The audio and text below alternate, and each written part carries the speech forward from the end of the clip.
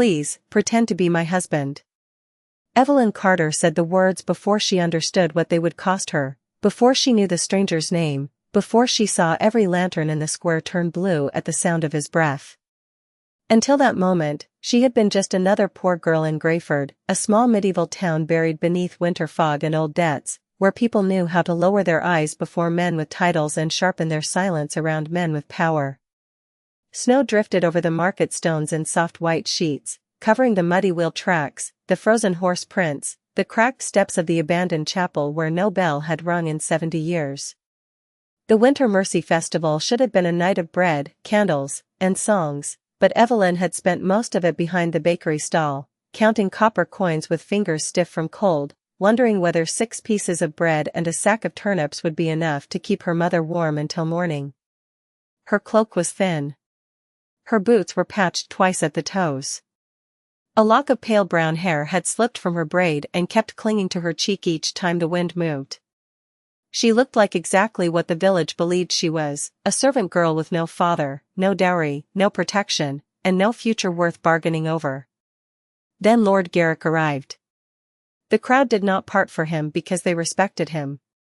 They parted because they were afraid of what happened when they did not. He rode into the square on a black horse draped in crimson cloth, with 4 quiet guards behind him and a roll of parchment sealed in wax tucked beneath his gloved hand. Garrick was not old, but cruelty had made his face hard in a way age never could. His smile appeared before his kindness ever did, which was to say, his kindness never arrived at all. Evelyn felt the square shrink around her the moment his eyes found her. She tried to step back behind the bakery counter, but the baker's wife looked away. The butcher suddenly became very interested in tying a rope around his stall. Even the priest's nephew, who had once promised to speak for her if trouble came, stared at the snow as if it had called his name.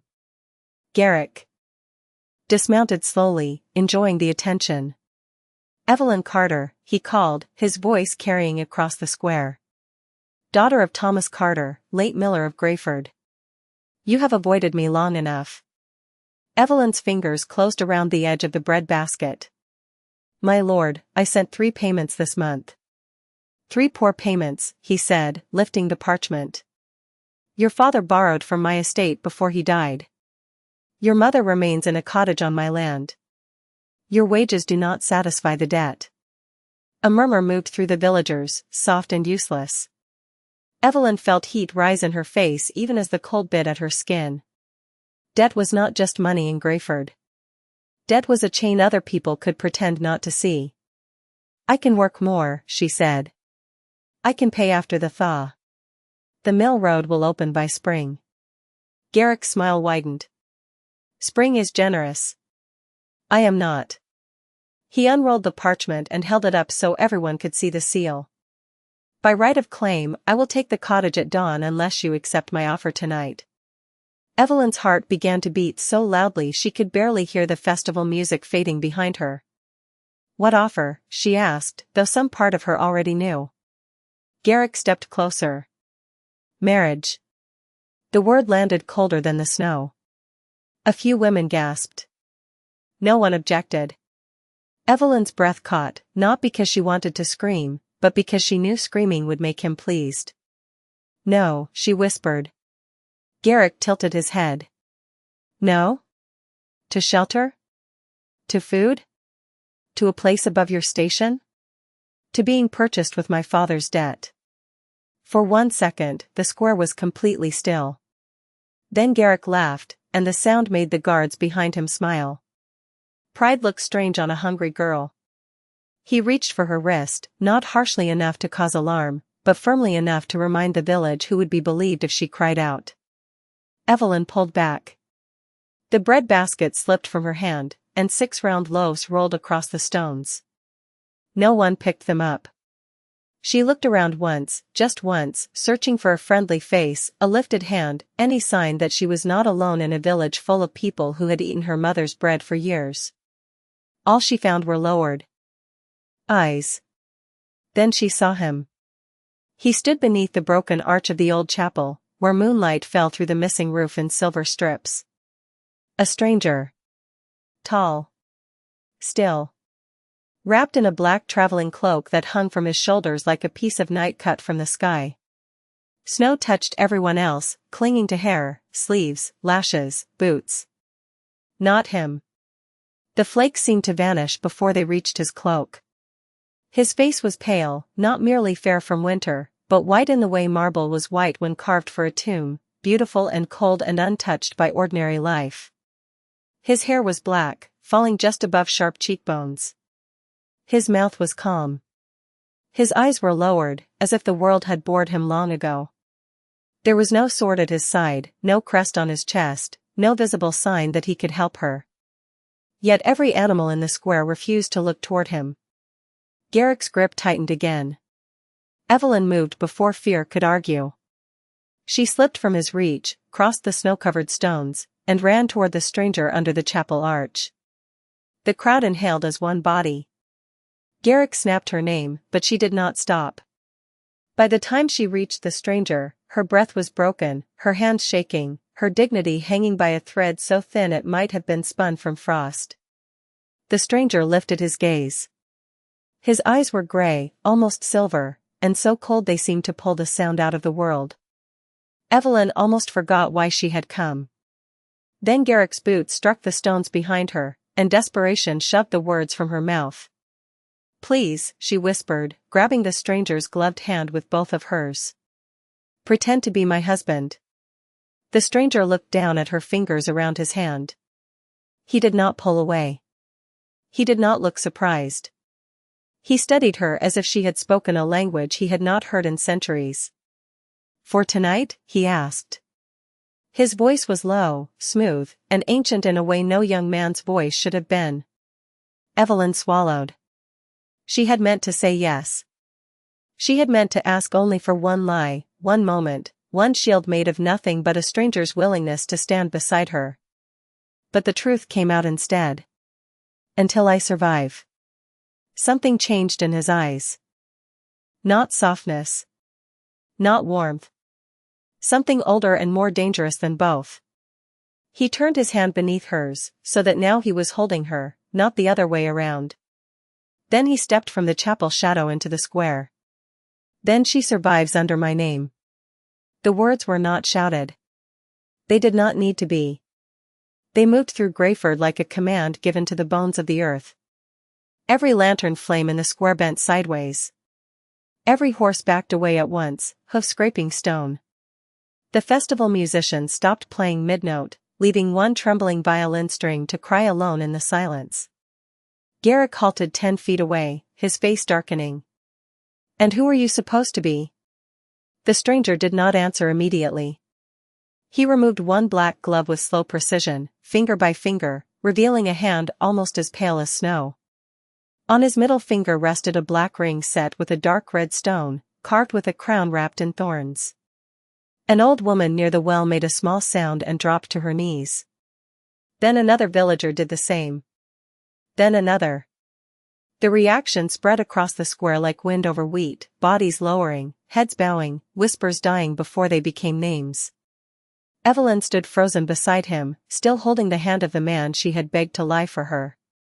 Garrick stared at the ring, and for the first time that night, his confidence cracked. "That mark is forbidden," he said, but his voice had lost its weight. The stranger's gaze settled on him. "Many things are forbidden to men who understand nothing." The flames in the lanterns shifted from gold to blue. Cold blue. Chapel blue. Gray blue. Evelyn's pulse stumbled. She had heard stories as a child, of course. Everyone in the northern villages had. Stories of the Blackwood throne beyond the pine forest, of a castle older than the kingdom, of a ruler whose armies never marched by day, of a king with a face like winter and laws sharper than iron. Parents used his name to frighten disobedient children. Priests avoided his name entirely. And merchants crossed themselves before entering roads that bent toward his lands. Lucien Blackwood. The vampire king of the north. Evelyn slowly turned her head toward the stranger. He did not look like a monster. That was the frightening part. Monsters, in stories, announced themselves with claws and smoke and terrible hunger. This man stood calm in the falling snow, beautiful as a cathedral window and twice as unreachable. Garrick took one step back. "Your Majesty," he said stiffly, bowing only as much as fear forced him to. "I was not aware this girl was connected to your court." "She is not connected to my court," the king said. Evelyn's stomach dropped. Then his hand tightened gently around hers. "She is under my protection." Garrick's eyes flicked to their joined hands. Protection can be misunderstood. Not by men who wish to keep breathing. The square went utterly silent. There was no graphic threat in the king's voice, no raised temper, no theatrical rage. That made it worse. Lucien Blackwood spoke like a man discussing weather, and somehow everyone knew the storm had already chosen where to fall. Garrick forced a thin smile. "The girl owes a legal debt." "Then bring the debt to me." "It belongs to my estate." "Not anymore." Lucien lifted his free hand. From somewhere within his cloak, a sealed document appeared between two pale fingers. The wax bore a black crown wrapped in thorns. As of sunset, all claims held by the Garrick estate against the Carter household have been purchased by the Blackwood crown. Evelyn blinked. "What?" she whispered. Lucien did not look at her. "I dislike unfinished business." Garrick's face drained of color. "That is impossible." "So I have been told many times." Lucien extended the document. No one moved to take it. Garrick stared at the seal like it might bite him. "You had no reason to interfere." "She gave me one." Only then did Lucien turn slightly toward Evelyn. His eyes, cold as they were, held her in a way that made the noise of the square seem far away. She asked. Evelyn's throat tightened. No one had ever made her asking sound like enough. Not her labor. Not her suffering. Not her father's memory. Just her asking. Garrick's jaw worked, but he had no weapon that could strike a king without touching him, and no courage that could survive the attempt. He bowed again. Deeper this time, then stepped back. "This matter is not over." "It is," Lucien said. Garrick mounted his horse and pulled the reins so sharply the animal danced sideways in protest. His guards followed. The crowd remained bowed until the hoofbeats faded into the snowy road beyond the square. Evelyn should have felt relief. Instead, she felt the terrifying awareness that her hand was still in the hand of a legend. She released him at once and stepped back. "Your Majesty, I'm sorry. I didn't know. I thought you were a stranger?" "Yes. I was." He looked toward the chapel behind them. That was the only true part. Evelyn wrapped her arms around herself, suddenly aware of every tear in her sleeve, every stain on her apron, every way she did not belong near him. "Thank you for helping me. I won't trouble you again." She turned toward the fallen bread, because ordinary tasks were easier than impossible kings. But when she moved, a circle of red light flashed around her wrist. She gasped. Lucien went still. The same light appeared around his wrist, thin as thread, bright as an ember beneath skin. The villagers saw it and recoiled. The old woman at the well whispered something Evelyn could not understand, but Lucien did. His face changed for the first time. Not fear exactly. Recognition. "What is this?"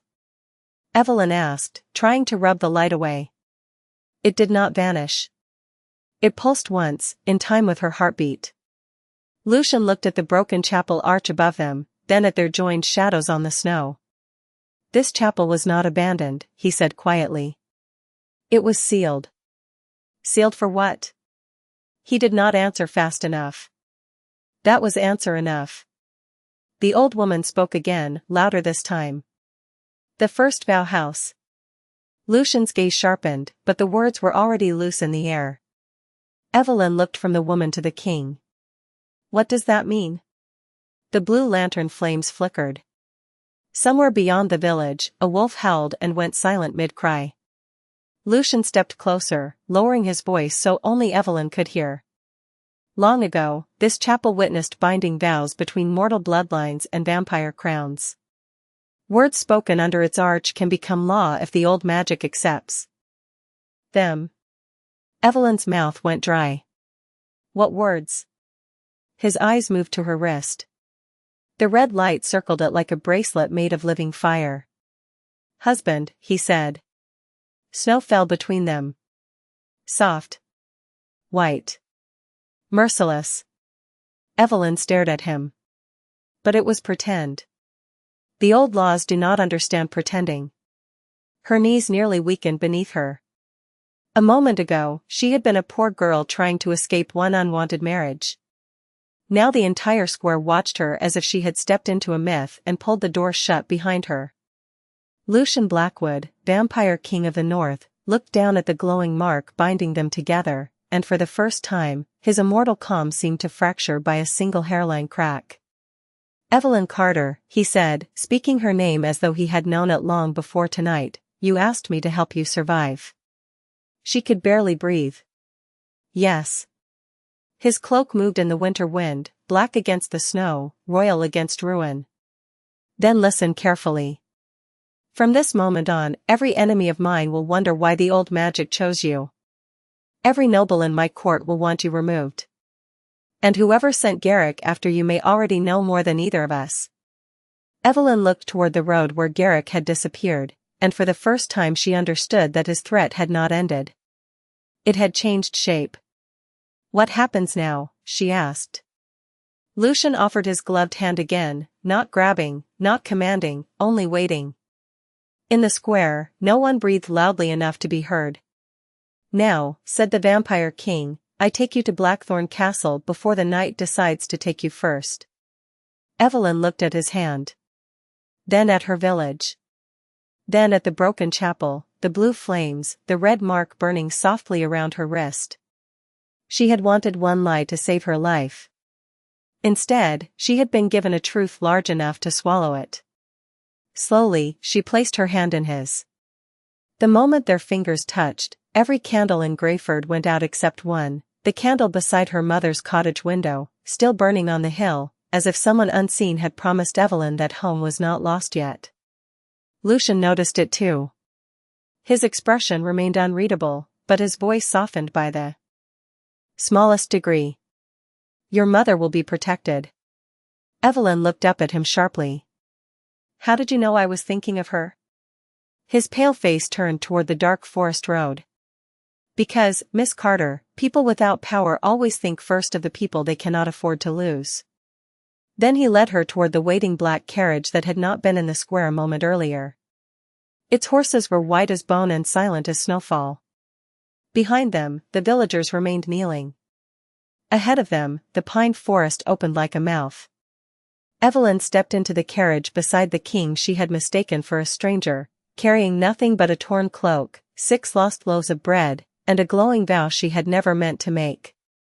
And as Greyford vanished behind the curtain of snow, she realized the most dangerous thing about Lucien Blackwood was not that he was a vampire, or a king, or a creature whispered about in fear. It was that when the whole world had looked away from her, he had listened. The black carriage moved through the northern forest without making a sound, and that silence frightened Evelyn more than the storm. Wheels should have cracked over frozen ruts. Horses should have snorted clouds into the night. Leather straps should have creaked. Instead, the carriage glided between the pine trees as if the road itself were carrying it, and every branch above them bent away before it could scrape the windows. Evelyn sat with both hands folded in her lap, trying not to stare at the man across from her and failing with every breath. Lucien Blackwood did not fill the carriage by size alone, though he was tall enough that any ordinary seat seemed made too small for him. He filled it by stillness. By the way the shadows leaned toward him. By the way the red mark around his wrist glowed calmly beneath the edge of his sleeve while hers pulsed as if it had trapped a frightened bird under her skin. The blue flames of Greyford were gone now, swallowed by miles of forest, but the vow remained. Husband. The word kept echoing in her mind, ridiculous and impossible, until she wanted to press her palms over her ears. She had not married him. She had not chosen him. She had grabbed a stranger because no one else would stand between her and Lord Garrick. Yet the old chapel had listened, and now the most feared ruler in the north watched the snowy road with a face pale as carved stone, as though his world had shifted and he refused to let it show. Evelyn finally looked down at her wrist. "Does it hurt you too?" Lucien's eyes moved from the window to her. "No, then why does mine feel like it is trying to remember something?" For a moment, he said nothing. The carriage passed beneath a row of black pines, and moonlight cut across his face in thin silver bands. "Because mortal blood reacts differently to old magic. That is not comforting." "It was not meant to be." Evelyn almost laughed, not because anything was funny, but because fear needed somewhere to go. The sound came out small and unsteady. "Do you always speak like every sentence is being written on a tomb?" Lucien studied her for a beat too long. Then, to her shock, the corner of his mouth moved. Not quite a smile. More like the memory of one. No one has phrased it that way before. Maybe no one was poor enough to be honest. The almost smile vanished, but not in anger. Something quieter passed through his expression. Poverty does not create honesty. It only makes dishonesty more expensive. Evelyn looked away first. She hated that he understood that. She hated it because understanding from someone like him felt more dangerous than cruelty. Cruelty she knew how to resist. Understanding asked her to lower the shield she had carried for years. The carriage turned sharply though no road appeared, and the forest opened.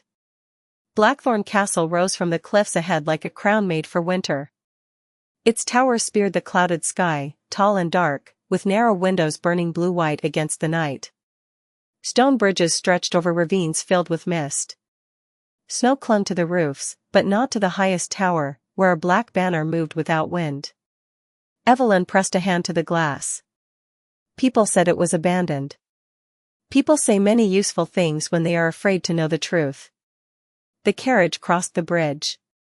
Beneath it, the ravine dropped so far Evelyn could not see the bottom, only darkness and drifting fog. At the gates, two statues stood taller than houses, winged figures with lowered heads and hands folded over stone swords.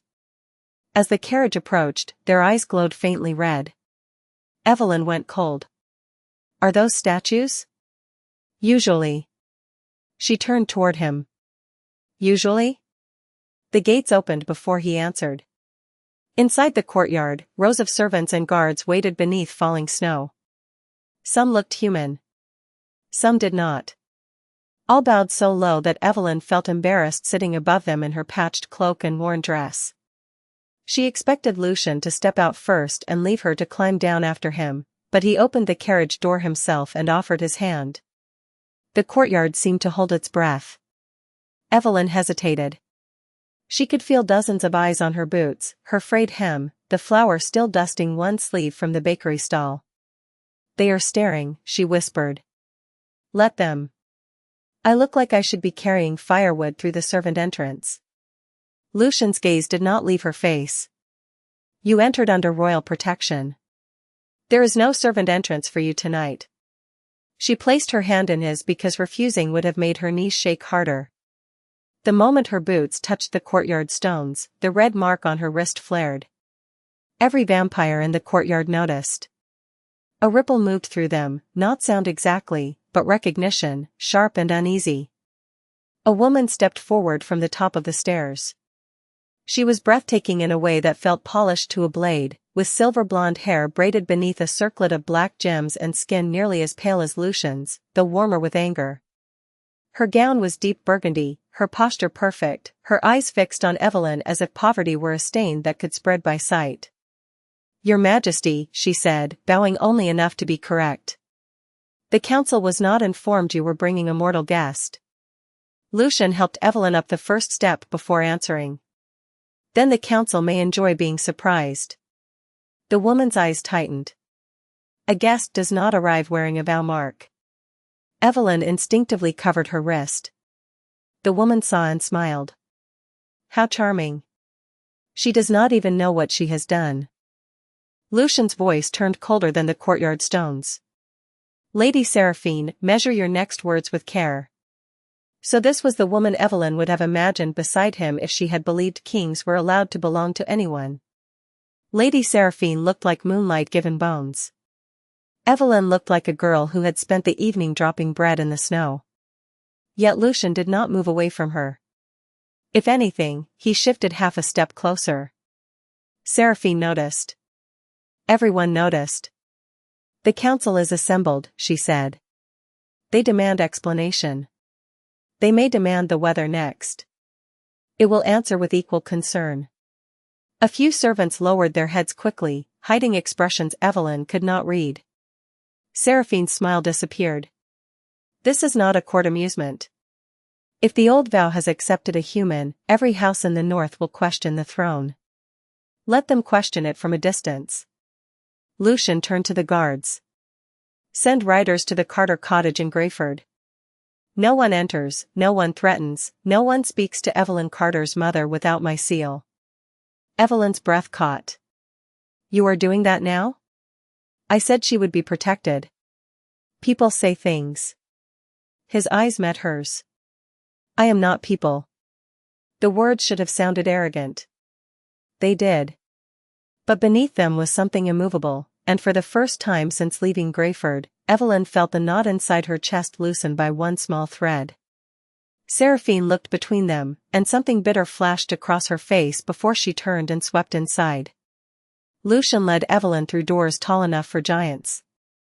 Warmth struck her first, not the cheerful warmth of a cottage hearth, but the deep, ancient heat of a castle that had held secrets for centuries. The entrance hall rose above them in impossible arches. Blue flames burned in iron bowls along the walls. Tapestries showed kings, battles, moons, forests, and women in white gowns holding red-threaded crowns. Evelyn tried not to stare. She failed at that too.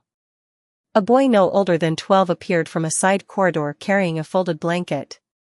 He was small for his age, with dark hair, round glasses, and nervous hands. Unlike the others, he looked directly at Evelyn with open curiosity. "Your Majesty," he said, bowing. "The East Chamber is prepared." Lucien nodded. "Thank you, Oliver." The boy looked at Evelyn's torn cloak, then quickly at Lucien, as if afraid of being rude. "It is very cold outside, miss." He held out the blanket. "This one is clean." Evelyn blinked. In a castle full of terrifying nobles, the first person to offer comfort was a child with ink on his sleeve. She accepted the blanket gently. "Thank you, Oliver." His eyes brightened, then he hurried away. Lucien watched him go. He was found at the South Gate 3 winters ago. No family. No name that he trusted us with. He chose Oliver from a book. Evelyn wrapped the blanket around her shoulders. "You let him stay?" "He solved 3 accounting errors in the grain stores within a week." "That is why." "That is what he tells people." Evelyn looked up at him and saw, very briefly, the truth beneath the answer. Oliver had stayed because Lucien had allowed a frightened child to become useful before anyone could call him unwanted. Maybe the Vampire King was not gentle. But perhaps he was fair. That was more than most powerful men could claim. They reached a corridor lined with narrow windows overlooking the snowy ravine. Halfway down, Lucien stopped before a dark wooden door carved with thorned roses. "You will sleep here." Evelyn stared at the room beyond as he opened it. Sleep was not the first word that came to mind. The chamber was larger than her entire cottage. A fire burned low in a black marble hearth. There was a bed with silver curtains, a table set with bread, stew, pears, and tea, and a basin of steaming water beside folded linen. A simple blue dress lay across a chair, plain compared to Seraphine's gown, but finer than anything Evelyn had ever touched. Her throat closed unexpectedly. "This is too much." "It is a room. It is a room with enough fabric to clothe half of Greyford. Then we will start with you and consider Greyford afterward." She looked at him, uncertain whether to be offended or grateful. "Why are you doing this?" Lucien stood in the doorway, not entering without permission, though it was his castle. "Because the vow binds us for 7 nights. Because Garrick moved with more confidence than a village lord should possess. Because the chapel woke after 300 years. And because you asked for help in a square full of people who pretended not to hear. Evelyn's fingers tightened around the blanket. 7 nights. What happens after 7 nights? The fire cracked softly. Lucien's expression closed again, but not before she saw the shadow behind it. The vow must be answered. Answered how? By truth. That is not an answer. It is the only one I trust. Before she could press him, footsteps approached fast from the corridor. Oliver appeared again, breathless, clutching a small black envelope sealed with red wax. Your Majesty, he said, suddenly pale. This was left at the outer gate. No writer. No tracks. Lucien took the envelope. The seal showed an open eye surrounded by thorns. His face went still in a way that made the entire corridor seem colder. Evelyn recognized stillness now. It was not calm. It was control. What is it? She asked. Lucien opened the envelope and read the card inside. 1 line. His eyes moved over it once, then again. He did not offer it to her, but Evelyn saw enough from where she stood. Bring the Carter girl before the 7th night, or the mother pays what the daughter owes. The room tilted under Evelyn's feet. My mother. Lucien turned to Oliver. Double the riders. Wake Captain Marlowe. Seal every road between Greyford and Blackthorne. Oliver ran.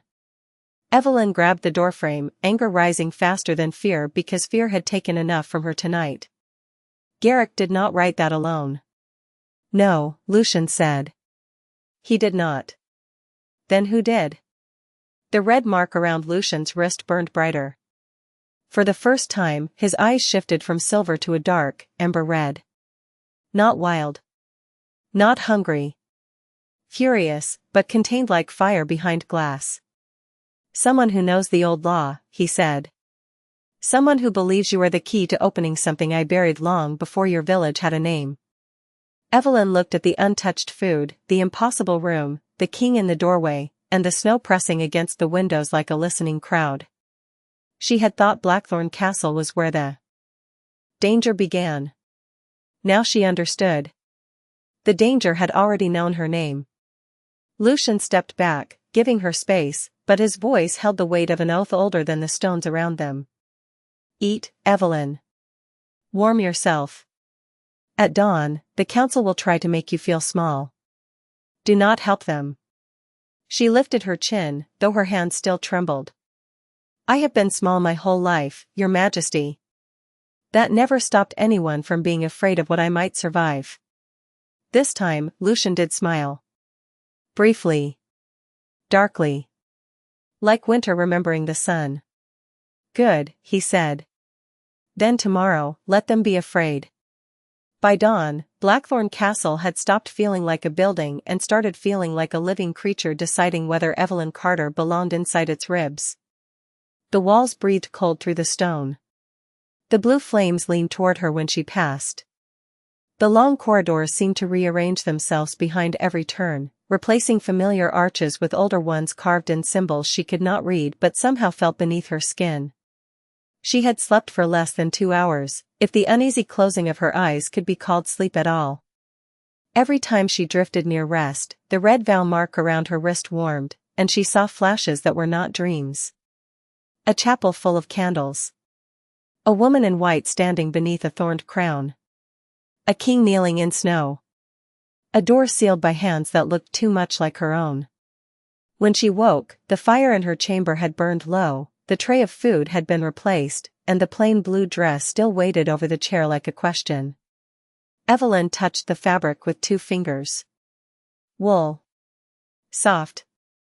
Warm. Too fine for a girl who had owned 2 dresses for 5 years and turned both twice to hide the worn seams. She almost put her old clothes back on out of stubbornness, then remembered Lucien's words. At dawn, the council will try to make you feel small. Do not help them. So she dressed in blue, braided her pale brown hair as neatly as her shaking hands allowed, and fastened her mother's small wooden cross beneath the collar where no one could see it. It was not a weapon. It was not defiance. It was memory. When the door opened, Oliver stood outside with a silver breakfast tray almost too large for his thin arms. He blinked when he saw her. "You look like a lady," he said, then immediately looked horrified. "I mean, you already were, but now the dress also knows." Evelyn laughed before she could stop herself. It was the first easy sound she had made since the square in Greyford. "Thank you, Oliver. I think." His ears turned red. "The king asked me to bring you tea. Also bread. Also pears. Also he said if anyone comes to escort you except him, you should close the door and not be polite." Evelyn took the tray from him before he dropped it. "That sounds like something he would say." Oliver glanced down the corridor, then lowered his voice. "The council has been arguing since sunrise. Lady Seraphine says the vow is a contamination. Lord Vane says it is a political earthquake. Master Alcott says everyone should stop using dramatic words before breakfast. And what does the king say?" Oliver's mouth twitched. "Mostly nothing. That makes them worse." Evelyn carried the tray to the small table and set it down. "Is my mother safe?" The question came out too quickly.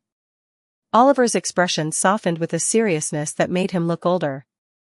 "A rider returned before dawn. Your mother is at the cottage. 2 Blackwood guards are outside. They brought wood, medicine, and flour. She was frightened, but unharmed." Evelyn gripped the back of the chair. Relief moved through her so sharply it almost hurt.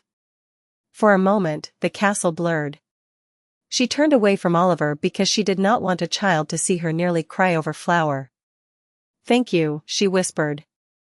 "I only carried the message." Sometimes carrying the message is the kindness. Oliver looked down at his ink-stained sleeve, pleased and embarrassed. Then he remembered something and reached into his pocket. "There is one more thing. Captain Marlowe found this near the road to Greyford." He handed her a strip of faded green ribbon. Evelyn knew it immediately.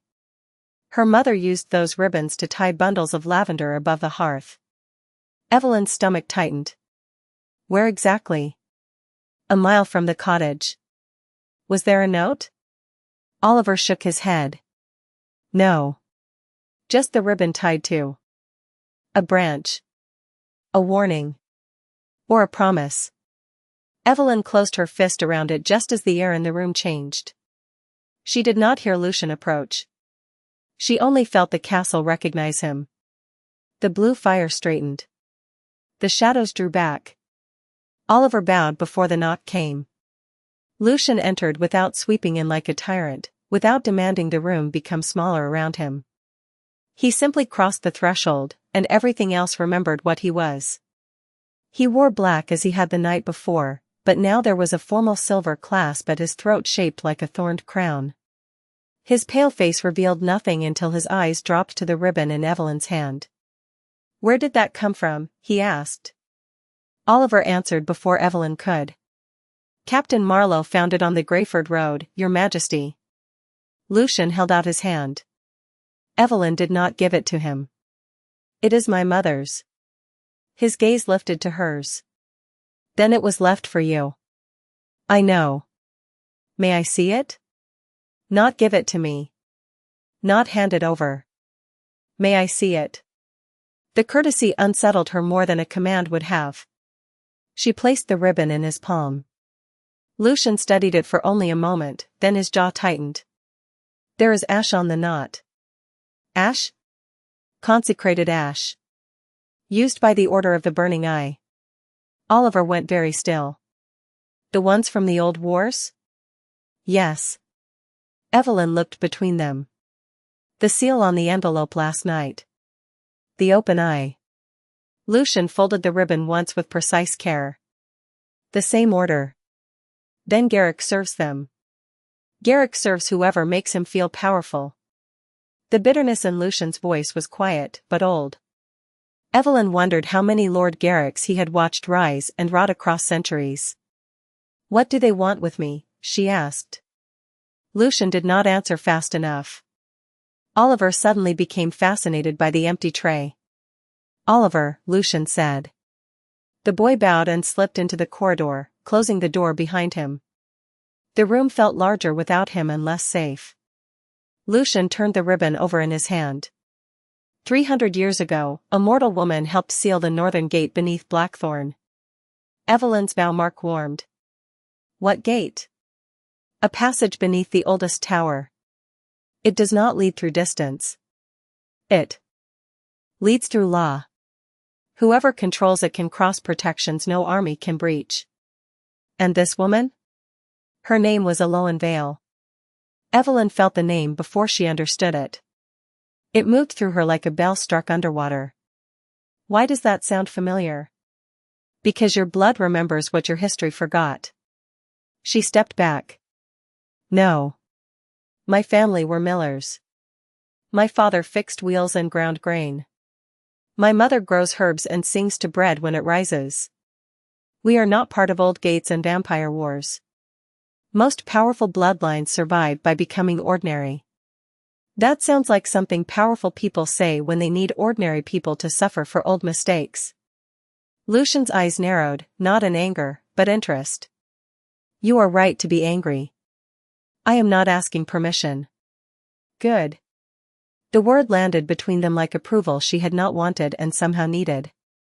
Before either could speak again, bells sounded deep within the castle. Not bright bells. Iron bells. Slow. Heavy. Judgment bells. Lucien looked toward the door. The council is ready.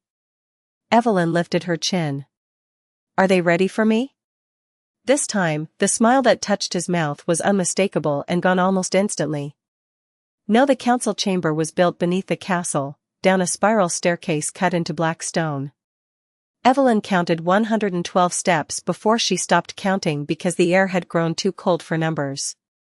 At the bottom waited 2 massive doors carved with 7 crowns, each one crossed by a different symbol: flame, moon, sword, thorn, eye, river, and bone.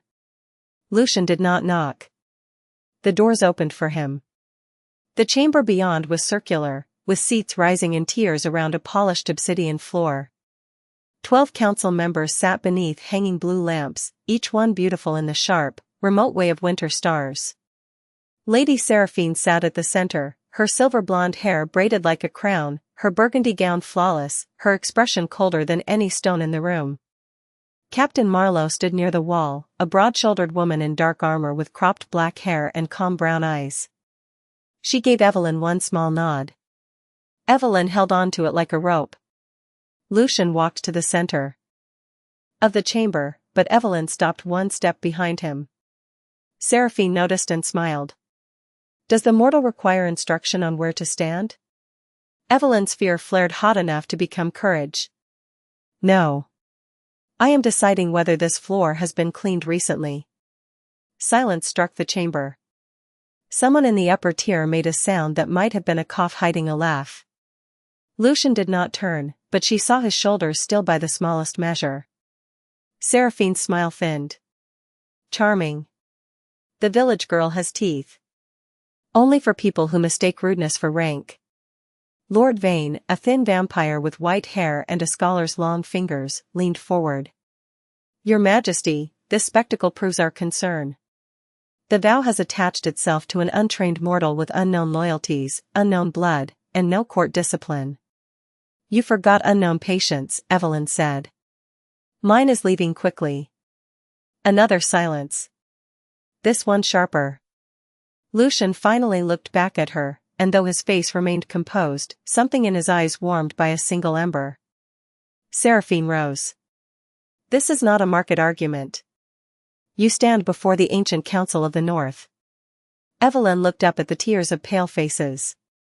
Then the ancient council should know better than to discuss a woman as if she is a misplaced object. The red mark on her wrist pulsed. Across the chamber, the symbol of the thorned crown carved into the floor answered with a faint glow.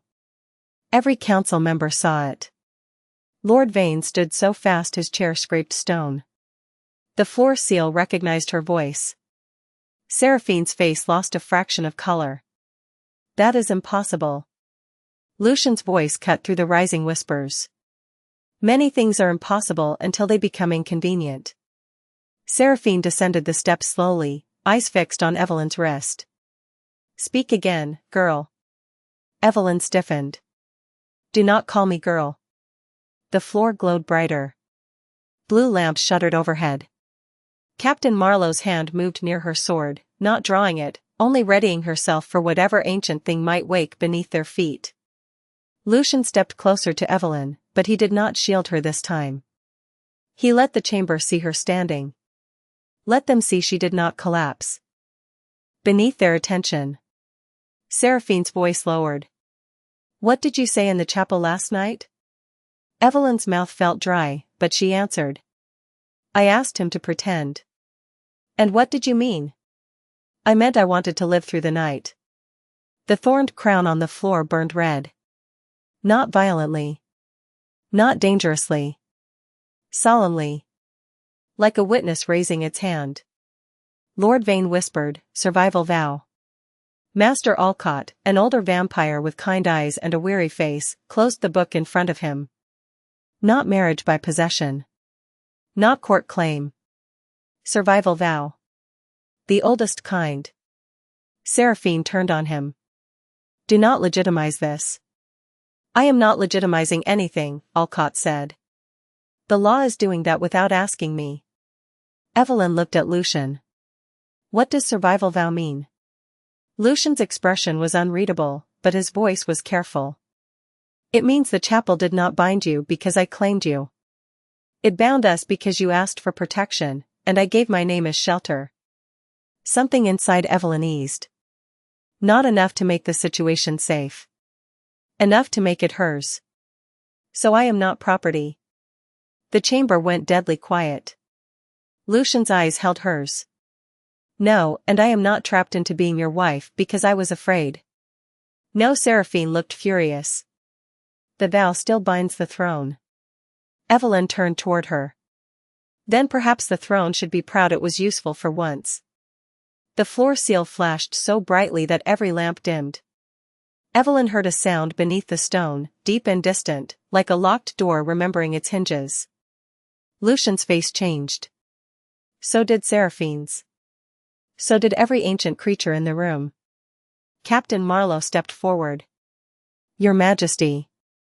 Lucien did not take his eyes off the floor. I heard it. Evelyn felt the mark around her wrist tighten, not painfully, but with purpose. Far below Blackthorne Castle, something answered her anger. Something old. Something sealed. Something awake. Then the chamber doors burst open, and Oliver stumbled in, pale and breathless, clutching a second black envelope. He looked not at Lucien, but at Evelyn. Miss Carter, he said, voice shaking. The message is for you. Lucien took one step, but Evelyn held out her hand first. The council watched as the poorest girl in the room accepted the letter meant to frighten a king. The wax seal broke under her thumb. Inside was a single strip of parchment and a pressed lavender flower from her mother's hearth. The words were written in dark ink, neat as prayer. 7 nights are too generous. Open the northern gate before moonrise, or Greyford burns without flame. Evelyn stared at the message until the letters stopped being letters and became a road leading straight back to every person who had looked away from her. Her mother. Oliver. The baker's wife. The old woman at the well. Even the cowards. Even the silent ones. Lucien reached her side, his presence cold and steady. Evelyn. She folded the letter once. Her hands had stopped trembling. That frightened her most of all. They think I will open your gate to save my village. Seraphine's voice was sharp with triumph. Now you see the danger. Mortals always choose their own. Evelyn looked up at her. And vampires do not? No one answered. Evelyn turned to Lucien. Can the gate be opened without destroying the castle? Not by them. But by me? His silence was a blade laid carefully on silk. Evelyn understood. The council understood. Somewhere beneath the castle, the ancient door waited, listening for her blood, her voice, her choice. She looked around the chamber, at all the immortal faces that had expected her to beg, panic, or break. Instead, she lifted the lavender flower from the letter and held it like a tiny purple flag. "Then take me to the gate," she said. Lucien's eyes darkened. "That is exactly what they want." Evelyn met his gaze without lowering hers. "No. They want me afraid when I get there." The council chamber did not move, yet Evelyn felt the whole castle leaning toward her answer. "Take me to the gate." The words were still in the air, colder than the blue lamps, heavier than the black stone beneath her feet. 12 ancient vampires stared at her as if a servant girl had just asked to hold up the moon with both hands. Lady Seraphine looked almost pleased, but it was not happiness. It was the sharp satisfaction of someone watching another person step toward a trap. "Lord Vane," whispered to the council member beside him. Master Alcott closed his tired eyes as though he had been waiting for this exact mistake for centuries. Only Lucien did not look surprised. He looked at Evelyn the way he had looked at the candle in her mother's window, as if he saw both the danger and the reason she could not turn away from it. "No," he said. "One word. Absolute. Final." The chamber seemed to accept it. Evelyn did not. "You said the gate responds to me." "I said it may. And the order believes it will." "The order believes many things. Most of them have caused suffering." "Then let me prove them wrong." His eyes hardened. "This is not a village argument, Evelyn." "No. It is my village they threatened." The vow mark around her wrist warmed, answering her anger with a red pulse that crossed the obsidian floor in thin veins of light. Several council members recoiled. Evelyn noticed. So did Lucien. Seraphine descended one more step, her gown whispering like a blade drawn from silk. "Your Majesty, the mortal volunteers. Let her stand before the gate. If she opens it, we know what she is. If she fails, the threat ends." Evelyn turned on her. "The threat does not end because you stop looking at it." Seraphine's pale eyes narrowed. "Careful. I have been careful my entire life. It did not keep powerful people from deciding what I was worth." The floor seal brightened again, and this time the low sound beneath the castle came clearer. Not a roar. Not a scream. A deep, locked hum, like stone remembering a song. Lucien stepped between Evelyn and Seraphine before the older vampire could answer. "Enough." His voice filled the chamber without rising. "The gate will not be used as a test." Lord Vane stood, thin hands gripping the arms of his chair. "Then what do you propose, Your Majesty?" "The Order knows her name. They know her mother. They know Greyford. They know the vow awakened. If we keep her here, they move against the village. If we send soldiers, they draw us into old ground prepared against us. If we do nothing, every mortal road under Blackwood protection learns our promises are decorative." That struck harder than insult. Evelyn saw it in Lucien's face. Protection was not a word he used lightly. It was not a kindness he performed when convenient. It was the spine of his kingdom, the one law that still kept the monster stories from becoming true. Master Alcott opened his book again, turning pages that crackled like dry leaves. "There may be another way." Seraphine's mouth tightened. There is always another way when old men fear making decisions. Alcott ignored her. "The northern gate does not open only to blood. It opens to a completed vow. The Order wants Miss Carter frightened enough to use survival as permission. But if she stands before the gate under command, the gate answers command. If she stands before it under fear, it answers fear." Lucien's gaze sharpened. "And if she stands before it by choice?" Alcott looked at Evelyn over the rim of his spectacles. "Then the gate must ask what she chooses to protect." Silence. A different silence now. Not dead. Listening. Evelyn felt every eye shift to her, But she kept her attention on Alcott because he was the only one speaking to her as if she had a mind instead of merely a wrist. "Can it protect Greyford without opening?" she asked. "Possibly." "Can it protect my mother?" "Possibly." "Can it stop the order?" Alcott exhaled. "Old magic does not stop hatred. It only limits where hatred can enter." Evelyn absorbed that. It was not enough. Then again, nothing had ever been enough. Bread was not enough. Copper coins were not enough. Silence was not enough. But enough had never been the condition for trying. "Take me there," she said again, softer this time.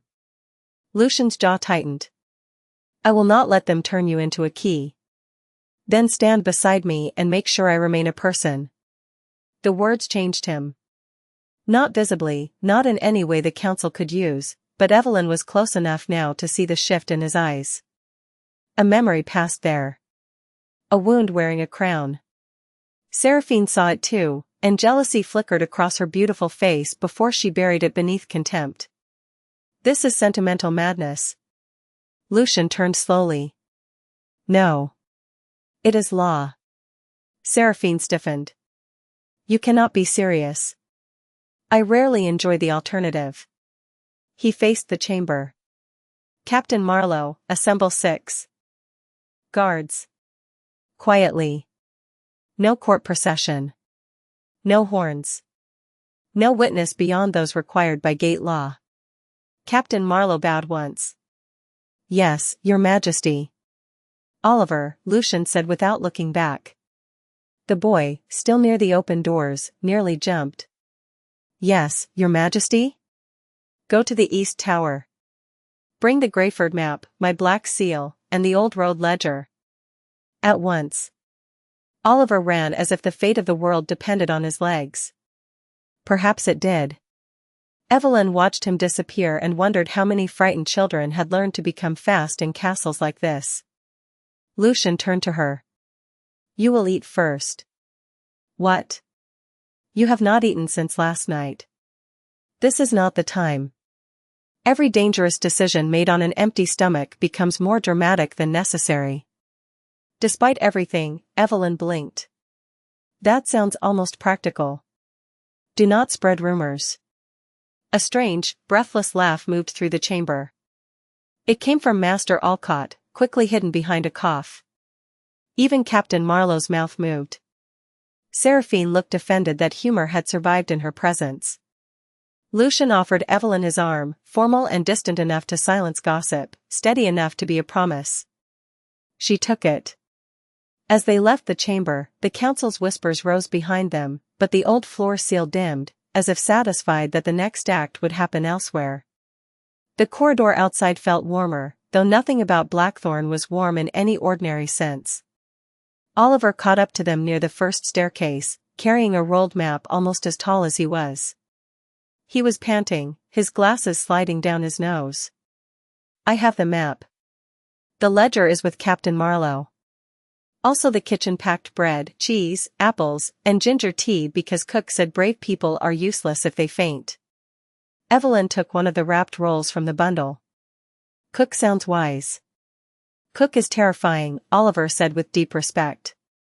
Lucien took the map from him. "Return to the upper hall and stay there." Oliver's face fell.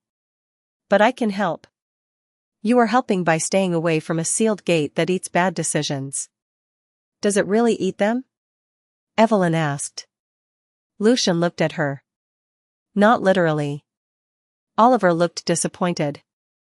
"Mostly." "Not," Lucien added. Oliver turned pale. Evelyn held out the second bread roll to him. "Take this. If I have to eat before danger, so do you." The boy stared at her as though no royal guest had ever handed him food before. Maybe none had. He accepted it with both hands. "Thank you, Miss Carter." "Evelyn," she said. Lucien said nothing, but his gaze lingered on her for one quiet second before he looked away. They descended deeper than the council chamber. Past servant halls and sealed archives. Past a chapel where no candles burned but the air smelled faintly of rain. Past iron doors marked with symbols Evelyn did not know, though the vow on her wrist tightened at every one. Captain Marlowe joined them with 6 guards in dark armor, all silent, all disciplined. Lady Seraphine appeared at the last stairwell despite Lucien's order for limited witnesses. Gate law requires a noble observer, she said before he could dismiss her. Unless your majesty intends to rewrite that too. Lucien's eyes went flat. You may observe. You may not speak unless addressed. How generous. Evelyn looked at Seraphine's perfect face and wondered what kind of loneliness turned into cruelty when polished long enough. The thought surprised her. She did not forgive the woman. But she saw, suddenly, that Seraphine's anger was not only about a crown. It was about centuries spent near power and never once being chosen by tenderness. That was sad. It was also dangerous.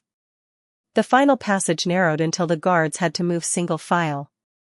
The air smelled of cold stone, old smoke, and something green beneath the earth. Roots had broken through the ceiling in thin black lines, twisting over the walls like writing. At the end stood a round door twice as tall as Lucien, made not of wood or iron, but of pale stone threaded with red crystal. No handle. No lock. No hinges. In its center was carved the same thorned crown that circled Lucien's ring. Beneath it, almost hidden by age, was another symbol, a small mill wheel surrounded by lavender. Evelyn stopped breathing. That is my family mark, she whispered. Lucien looked at it, then at her. Yes. You knew? I suspected. And you did not tell me? I wanted confirmation before I handed you another burden. Evelyn touched the wooden cross beneath her collar, needing something familiar.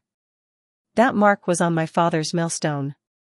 I thought it was decoration. Master Alcott's voice came from behind them. Evelyn had not heard him follow. Bloodlines hide best inside daily work. Kings leave crowns. Guardians leave tools.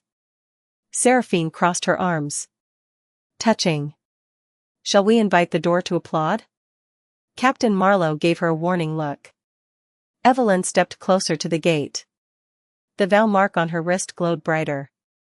The red crystal inside the stone answered, not with light alone, but with warmth.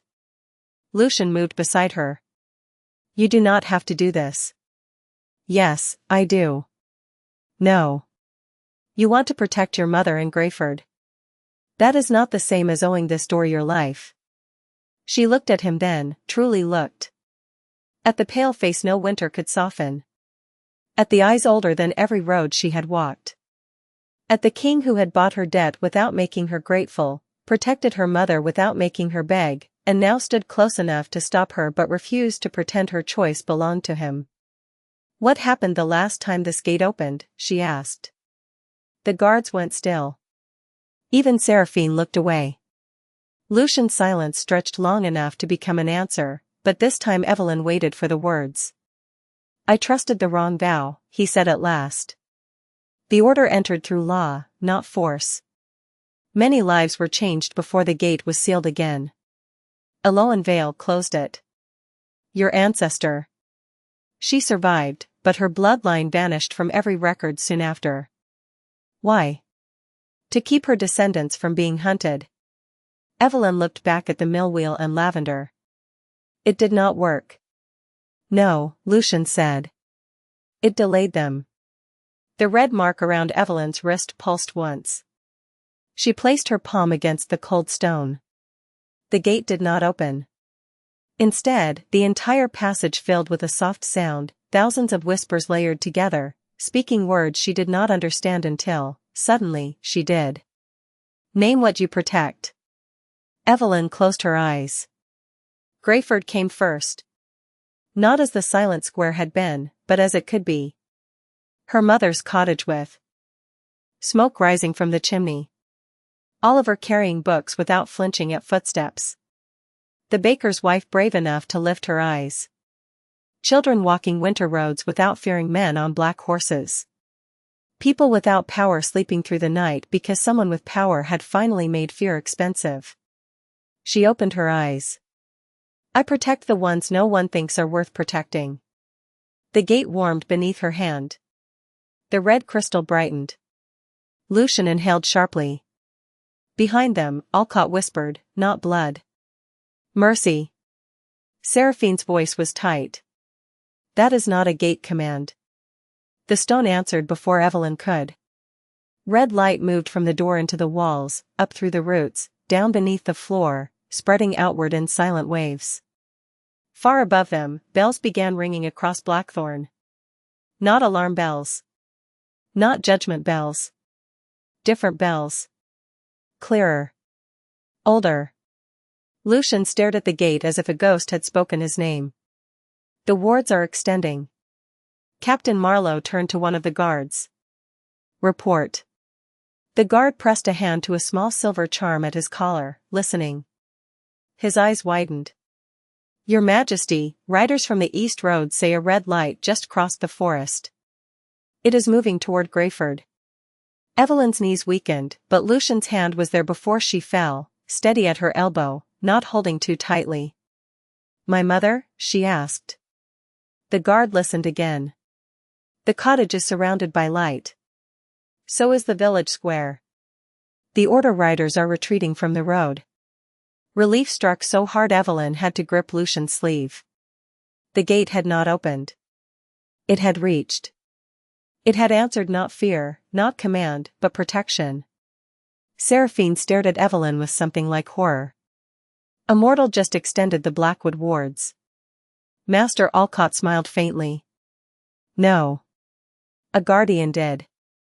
The word moved through the passage like a second vow. Guardian.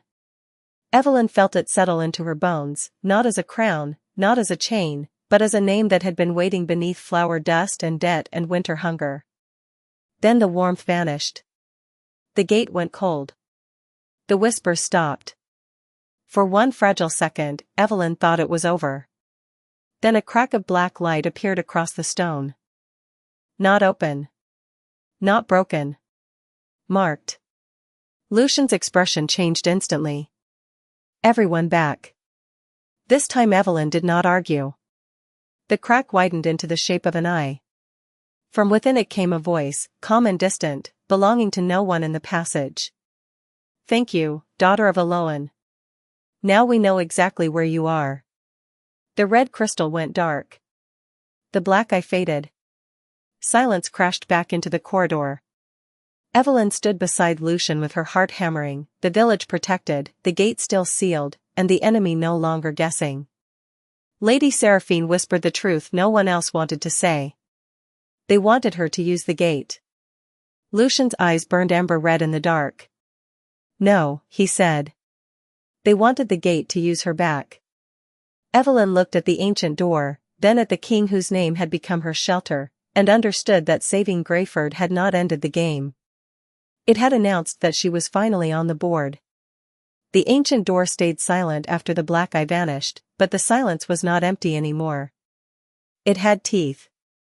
Evelyn stood before the sealed gate with Lucien's hand steady at her elbow and the red vow mark dimming slowly around her wrist, each pulse weaker than the last, as if the old magic had spent itself crossing the forest to shield Greyford. Above them, far beyond layers of stone, the castle bells still rang, clear and bright, announcing protection to every tower, corridor, servant hall, and hidden chamber in Blackthorne. Below them, in the narrow passage beneath the oldest tower, no one celebrated. Captain Marlowe was already giving quiet orders to the guards, sending 2 back up the stairs, 2 to the east road, 1 to the archives, 1 to the rookery. Master Alcott pressed trembling fingers against the stone beside the gate, listening with the expression of a doctor hearing a heartbeat return in the wrong rhythm. Lady Seraphine stood apart, her perfect face pale in a way that had nothing to do with vampire skin. For once, she had no insult ready. Evelyn almost wished she did. Cruel words were easier to understand than fear on immortal faces. Lucien released Evelyn only when she had found her balance, but he stayed close enough that his cloak brushed the sleeve of her blue dress. Can they enter through it now? She asked, forcing her voice to remain steady. Master Alcott answered without turning. No. The gate remains sealed. Then why does everyone look like I opened it? Alcott glanced at Lucien, then at the black stone floor. Because the gate did more than protect Greyford. It revealed you to whatever watches from the other side of the old law. Evelyn thought of the voice from the crack of black light. Thank you, daughter of Eloan. Now we know exactly where you are. The words slid through her memory like a cold hand beneath a door. The order knew my name already. Lucien's voice came low beside her. Now they know your strength. Seraphine finally spoke, and the sharpness had returned, though less polished than before. Strength without training is a lantern in a wolf field. Evelyn turned toward her. Is that concern? It is observation. It sounds like concern wearing expensive shoes. Captain Marlowe looked down quickly. Master Alcott made a soft noise behind his book. Lucien, to his credit, did not smile, but the shadows near his mouth seemed tempted. Seraphine's eyes flashed. Mock me if it comforts you, Miss Carter, but you just touched a sealed ward older than this kingdom and called protection across 20 miles of hostile forest. The order will not send frightened riders next time. They will send priests, lawyers, relics, and men who can make a cage look like a contract. The last word struck Evelyn harder than she expected. Contract. Debt. Marriage. Claim. Different cages, different locks, same door. She looked at Lucien. Can they still reach my mother? Not while the ward holds. How long will it hold? He looked to Alcott. The old vampire hesitated. A day. Perhaps 2. More if the village accepts the protection. Evelyn frowned. What does that mean? Old magic cannot defend people who reject its shelter. If Greyford believes the light is a curse, if they invite the order in to remove it, the ward weakens. Evelyn closed her eyes for 1 second. She could see the village square again. The baker's wife looking away. The butcher staring at rope. The priest's nephew. Lowering his eyes. People were not cruel because they were evil. Sometimes they were cruel because fear had trained them to survive by feeding someone else to danger first. Then we need to tell them the truth, she said. Seraphine laughed softly. A village that knelt last night because of a ring will calmly understand ward law by sunset? How inspiring. Not all of them need to understand. Enough of them need to choose. Lucien studied Evelyn. You want to return to Greyford? My mother is there. So is the road where the order left a message. That is why I said return, not stroll. Captain Marlowe stepped closer. Your Majesty, tactically, the village matters. If the ward is accepted, it becomes a shielded point along the eastern approach. If the order turns the people against it, Greyford becomes a breach. Seraphine folded her arms. Or we could move the mother here, evacuate the necessary witnesses, and let Greyford make its own unfortunate choices. Evelyn stared at her. Necessary witnesses? People relevant to the vow. My neighbors are not furniture to abandon when inconvenient. Your neighbors abandoned you in a public square. The words landed clean and cruel because they were true. Evelyn felt them, but she did not let them choose for her. Yes, she said. They did. Seraphine's expression flickered, surprised by the admission. Evelyn continued, quieter now. And maybe tomorrow some of them will hate themselves for it. Maybe some will not. Maybe some were cowards only for one night, and maybe some have been cowards all their lives. I do not know. But if protection is only for people who earned it perfectly, then no one without power will ever be safe. The passage fell still. Even the gate seemed to listen. Lucien's eyes did not leave her. Something old moved behind them, something that looked almost like pain learning a new name. Master Alcott whispered, that is why the ward answered her. Seraphine looked away first. Lucien turned to Captain Marlowe. Prepare a small escort. We leave for Greyford within the hour. Your Majesty, Seraphine said sharply. The council has not approved. The council may write its disapproval in triplicate and leave it on my desk. You would risk yourself for one village. Lucien looked at her then, and the temperature dropped just enough to remind everyone that beneath the measured voice stood the king from every northern legend. I risked nothing for too long. That was the first mistake. No one answered. Not Seraphine. Not Vane. Not even the stones.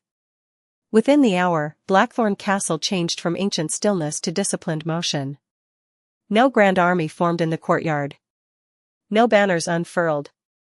Lucien had promised no spectacle, and he kept it. 6 mounted guards waited beside Captain Marlowe. Master Alcott sent 3 warding charms in a leather pouch and a folded map marked with old boundary lines. Oliver appeared at the courtyard steps carrying a bundle wrapped in brown cloth. His hair was messier than before, and there was ink on his cheek. Cook made extra, he said, thrusting the bundle toward Evelyn. Bread, apples, cheese, and the sweet rolls with cinnamon because she said if the village must be convinced not to panic, sugar may do what politics cannot. Evelyn accepted the bundle with both hands. Cook should be on the council. Cook says she has better things to do. Lucien adjusted the clasp of his black cloak. She does. Oliver looked past him to the white horses waiting in the snow. Will you come back before dark? It was a child's question, too carefully made not to sound like fear. Lucien's face softened in the smallest possible way. Yes. Oliver nodded, believing him because he needed to. Then he turned to Evelyn. If anyone in Greyford says cruel things, remember that you made an ancient door listen. Evelyn smiled. That is oddly helpful. I was trying to be dramatic. You succeeded. They rode from Blackthorne under a sky the color of pewter. Evelyn had never ridden a horse this fine, and for the first mile she was certain the animal knew and judged her. Lucien rode beside her on a white horse with silver reins, silent and straight-backed, his pale face turned toward the forest road. Captain Marlowe rode ahead. The guards spread around them like dark points of a moving star. Snow fell lightly, dusting Evelyn's cloak and the horse's mane. This time, it touched Lucien too. She noticed. He noticed that she noticed. You are wondering why the snow avoided me last night. I was trying not to be obvious. You failed. I often do when terrified. He looked ahead. The chapel altered the air around me. It recognized the vow before we did. Evelyn glanced at the red mark around her wrist, now faint but still there. Does it bother you? The mark? The vow. He was quiet long enough that the rhythm of hooves filled the space between them. Bother is too small a word. That sounds like yes. It is not the kind of yes you think. You do not know what I think. I know you are wondering whether I resent being bound to a miller's daughter. Evelyn tightened her hands on the reins. Do you? Lucien looked at her then. The forest light made his face seem carved from winter and shadow. I resent that fear placed your hand in mine before choice could. Evelyn forgot the cold for one breath. No one had said it that way. Garrick had seen her as debt. Seraphine saw her as disruption. The council saw her as risk. Even the old magic saw her as bloodline. Lucien, impossible Lucien, saw the moment she had been afraid and refused to call it romance. She looked away before her eyes could betray her. That is a very careful answer. You deserve a careful answer. Most people think poor girls should be grateful for any answer. Most people are lazy thinkers. She smiled despite herself. The road narrowed through a stand of black pines, then dipped toward the valley. As they rode lower, a red shimmer appeared between the trees, so faint Evelyn thought at first it was dawn caught in ice. Then the forest opened, and Greyford lay below them. The village was wrapped in light. Not bright. Not burning. A soft red boundary circled the cottages, the square, the old well, the bakery, the mill road, and her mother's cottage on the hill. It moved like breath against the snow, invisible one moment, glowing the next. Villagers stood at windows and doorways, staring. Some held charms. Some held prayer beads. Some held children. At the edge of the ward, 3 riders in grey cloaks waited beyond the boundary. Their horses would not cross. Lord Garrick sat among them, face shadowed beneath his hood. Evelyn's stomach turned to stone. Captain Marlowe raised one hand, and the escort stopped. Lucien's eyes fixed on the riders. Order scouts. Evelyn stared at Garrick. He came himself. Cowards often do when they believe someone else holds the weapon. One grey-cloaked rider lifted a staff topped with an iron eye. A voice carried across the snow, strangely clear despite the distance. Daughter of Eloan. Come beyond the ward, and your village remains unharmed. The villagers heard it. Doors opened wider. Fear moved through Greyford like smoke. Evelyn saw the baker's wife clutch her apron. The butcher pulled his son behind him. The priest's nephew crossed himself and looked toward Evelyn with panic, hope, and shame all tangled together. Lucien's horse shifted, but he did not move forward. Do not answer from anger, he said. I am not angry. You are. Fine. I am not only angry. She nudged her horse forward to the edge of the village square, stopping inside the red shimmer.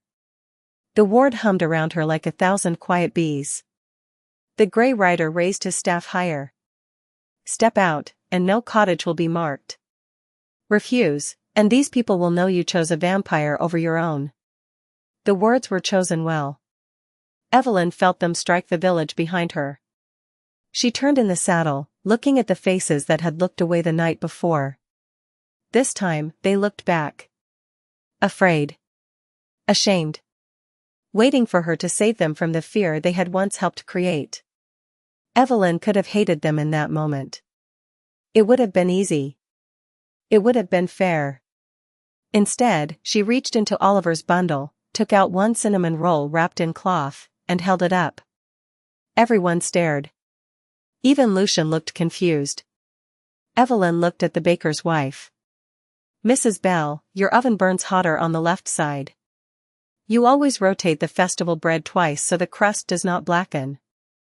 The woman blinked, startled. Evelyn turned to the butcher.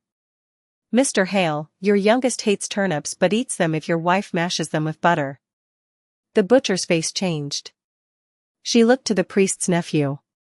Peter, you promised my father you would fix our fence after the first thaw. You never did. But you brought my mother soup when fever took her voice. I remember both. The square was silent now for a different reason. Evelyn lowered the roll. I know you. I know your cowardice, and I know your kindness. Last night, most of you chose silence. Today, you get another choice. This light is not a curse. It is protection. But old magic will not shelter a village that invites fear through the front door. So decide. Not for me. Not for the king. For your children. For your windows. For the roads you want to walk without asking cruel men for permission. The red ward pulsed. The grey rider's voice sharpened. Pretty words do not change what she is. Lucien moved up beside Evelyn, his presence falling over the square like a black wing. No, he said. They reveal what she is. Garrick pulled back his hood, his face twisted with frustration. You foolish girl. These people let me take you. Evelyn looked at him across the boundary. And you still could not keep me. A low murmur rose behind her. Then Mrs. Bell, the baker's wife, stepped out from her doorway with flour still on her hands. She walked to the red shimmer, trembling, and placed one palm against it from inside the village. The light stays, she said. The ward brightened. Mr. Hale came next, guiding his son by the shoulder. The light stays. Then Peter.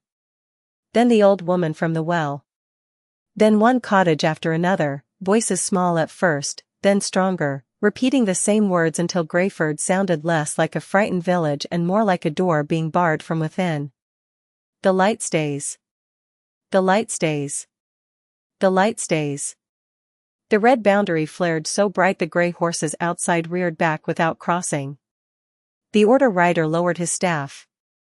Garrick's face drained of certainty. Lucien leaned toward Evelyn, his voice for her alone. You just did what armies fail to do. Evelyn watched the ward settle over the village, stronger now because the people inside had chosen it. What is that? You made fear lose an election. The absurdity of the phrase almost made her laugh, and the laugh nearly became tears. Then a cottage door opened on the hill. Her mother stepped out, wrapped in a shawl, one hand held by a Blackwood guard, her face pale but alive. Evelyn forgot the square, the riders, the king, the vow. She slid from the saddle and ran. Her mother met her halfway in the snow, and Evelyn folded into her arms like a child who had been brave only because there had been no time to be anything else. The whole village watched, but for once Evelyn did not care who saw her cry. Her mother held her tightly. My brave girl, she whispered. My foolish, brave girl.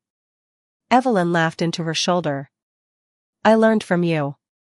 Behind them, the red ward hummed, accepted at last. Beyond it, the grey riders turned away, but not in defeat. Not completely.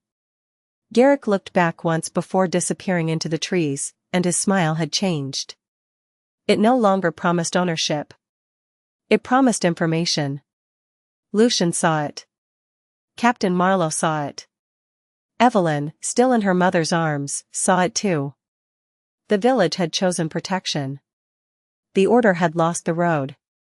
But somewhere beyond the pines, their enemy had learned something more valuable than the location of a girl. They had learned that she could make people choose courage. Greyford did not become brave all at once. Courage came unevenly, like a fire catching damp wood, first in small sparks, then in stubborn heat. By afternoon, the red ward still shimmered around the village, faint under daylight but visible whenever snow crossed its boundary and vanished into silver mist. The order riders had retreated beyond the pine road, but no one believed they had gone far. Their absence had weight. Their silence stood at the edge of every conversation. Villagers moved through the square in nervous clusters, glancing toward the forest after every creak of a wagon wheel, every crow call, every sudden gust against a shutter. Yet doors stayed open. That mattered. Mrs. Bell handed out bread without charging anyone. Mr. Hale set his oldest son to carrying firewood to cottages on the hill. Peter, the priest's nephew, finally fixed the loose fence behind the Carter cottage, though the ground was frozen and his hands turned red from the cold. No one said forgiveness. No one asked for it. The day was too dangerous for neat words. Evelyn sat beside her mother's hearth while Lucien stood near the window with Captain Marlowe, speaking quietly over a map spread across the table.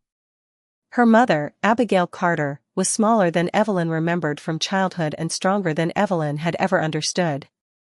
Illness had thinned her face, but not her eyes. Those remained clear, blue-gray, and steady, the eyes of a woman who had buried a husband, stretched flower through winter, and taught her daughter to bow only when kindness required it. She held the green ribbon in her lap, the same color as the one the order had left on the road, and smoothed it again and again with her thumb. I should have told you, Abigail said. Evelyn looked away from the map. Told me what? Her mother's gaze moved to the red vow mark around Evelyn's wrist. That our family was never only millers. The cottage seemed to shrink around the words. Lucien stopped speaking. Captain Marlowe looked to the window, giving them the courtesy of pretending not to listen. Evelyn sat slowly. You knew about Alohan Vale. Abigail closed her eyes for a moment. I knew stories. Fragments. My grandmother called them warnings, not history. A woman of our line once closed a gate beneath a vampire castle. Her children changed their name, hid among grain workers, and swore never to answer old magic again.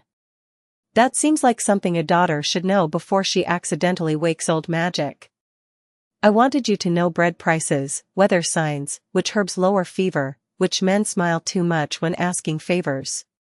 I wanted your life to be small enough to survive. There was no cruelty in the confession. Only love shaped badly by fear.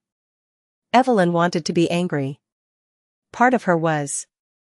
Another part saw the bent shoulders, the shaking fingers, the mother who had spent years making the world look ordinary because extraordinary things hunted girls who were not protected. Father knew? Abigail nodded. Your father wore the millwheel mark under his sleeve. He said old blood was only a door if someone taught it to open. So we taught you nothing? Evelyn looked down at her wrist. The mark pulsed once, as if disagreeing.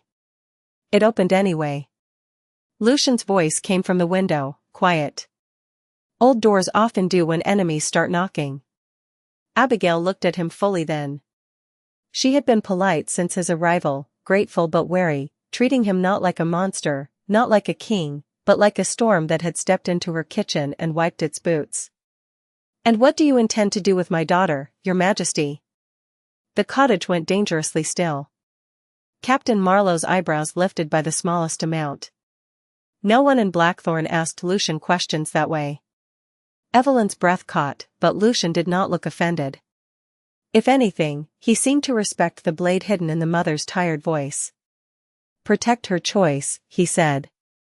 Abigail did not blink. Powerful men often call their wants by prettier names. Yes, Lucien said. They do. That answer unsettled the room more than denial would have. He stepped away from the window, stopping a respectful distance from Abigail's chair. The vow between Evelyn and me began in fear. I will not pretend otherwise. It binds us for 7 nights, but it does not own her. When the 7th night comes, she will choose freely. If she chooses to leave, I will make the law release her and ensure neither counsel nor order touches her because of it. Evelyn stared at him. He had said something like this before, but never in front of another person, never like an oath made over a poor woman's hearth. Her mother studied him for a long moment. And if freeing her cost you? Then the cost was never hers. Abigail's fingers stopped moving over the ribbon. For the first time, her face softened. Not trust. Not yet. But the door to trust, unlocked by half an inch. Before she could answer, a bell rang from the village square. Once. Twice. Then 3 times in panic. Captain Marlowe was at the door before the 3rd ring ended. Lucien's eyes shifted toward a darker red, controlled but immediate. Evelyn stood. Abigail reached for her hand. Stay inside. Evelyn squeezed her mother's fingers. I cannot. That is what frightens me. Me too. She turned toward Lucien. What is it? A Blackwood guard appeared at the open door, snow on his shoulders, breath steady despite the run. Your Majesty, a messenger at the ward line. Not order. A child from the western farms. He says Lord Garrick has taken shelter in St. Orlan's monastery with 3 village men and a priest willing to sign a claim against Miss Carter. Evelyn frowned. A claim? Lucien's face went cold in the old way, the way that reminded everyone in the cottage what century he had been born in and how many betrayals had failed to kill him. Seraphine warned you. The order sends priests, lawyers, relics, and men who make cages look like contracts. Abigail stood too quickly and had to grip the mantle. What kind of claim? The guard looked uncomfortable. That Miss Carter entered Blackthorne under enchantment. That the king has bewitched a mortal woman. That Greyford must surrender her to church custody for purification of oath. The words made the room colder than any open door. Evelyn almost laughed from disbelief, but the sound stuck in her throat. They tried debt. Then marriage. Then threats. Now holiness. Lucien's voice was soft. Fear changes clothes when the first disguise fails. Captain Marlowe looked at him. If a priest signs that claim and frightened villagers support it, the ward may weaken. Not because it has legal merit, but because the people inside the protection will begin to doubt the source. Evelyn understood before anyone explained. The ward fed on choice. Greyford had chosen protection in a single brave moment, but moments could be poisoned. Doubt could slip under doors. A whisper could do what writers could not. Her mother's face tightened. The monastery is 8 miles west. 9 by the old road, Evelyn said. Everyone looked at her. She shrugged once. My father delivered flour there before the bridge washed out. Lucien watched her carefully. You are thinking. I am. That has become dangerous for our enemies. Good. Evelyn took her cloak from the peg beside the door. If Garrick wants signatures, he needs witnesses. If he wants witnesses, he needs a story. So we give Greyford the truth before he gives them fear. Captain Marlowe nodded. A public gathering. Abigail shook her head. Evelyn, those people only found courage this morning. Asking them to stand again by nightfall may be too much. Then I will not ask them to stand for me. Evelyn tied the cloak with steady fingers. I will ask them to stand for themselves. Lucien stepped closer. You cannot fight a legal claim with emotion alone. I know. She turned to her mother. Do we still have father's debt papers? Abigail blinked. In the flower chest. Why? Because Garrick showed only the final amount. He never showed the payments. He never showed the interest changes. He never showed anything except the piece of paper that made me look helpless. Abigail went pale. Your father kept copies. Lucien's eyes sharpened. Proof of fraud? Proof of pattern, Evelyn said. Maybe not enough for vampire law. Enough for village eyes. Abigail crossed to the flower chest, lifted the false bottom, and removed a stack of folded papers wrapped in oilcloth. Evelyn had seen that chest every day of her life and never known half her family's history slept beneath the barley sacks. Her mother placed the papers in her hands. Your father said one day truth would need receipts. Evelyn smiled despite the fear. That sounds like him. Within 20 minutes, the village square filled again, not for festival this time, but for decision. Lucien stood back beneath the chapel arch, exactly where Evelyn had found him the night before, but now every person knew his name. He did not command the gathering. He did not need to. His presence was a wall behind Evelyn, not a cage around her. Captain Marlowe positioned guards near the ward line. Abigail sat near Mrs. Bell, wrapped in a blanket, watching her daughter with pride and terror braided together. Evelyn climbed onto the low stone step beside the old well. Her heart pounded. Her hands shook. This time, she let everyone see. Last night, she began, Lord Garrick told you I owed a debt. That was true. The square held its breath. He told you my father borrowed from his estate. That was also true. What he did not tell you was that my father paid that debt for 4 years before he died. My mother paid after him. I paid after her hands grew too weak to knead dough. She unfolded the papers one by one, handing them to Peter, then to Mrs. Bell, then to Mr. Hale. He changed the interest after each payment. He added fees for late winter roads. Fees for damaged coin. Fees for permission to remain poor on land his family stole 2 generations before any of us were born. Murmurs rose. Not fear now. Recognition. Anger waking in places fear had kept numb. Evelyn lifted the last paper. This is not just my story. Look at the names beside the charges. Bell. Hale. Warren. Pike.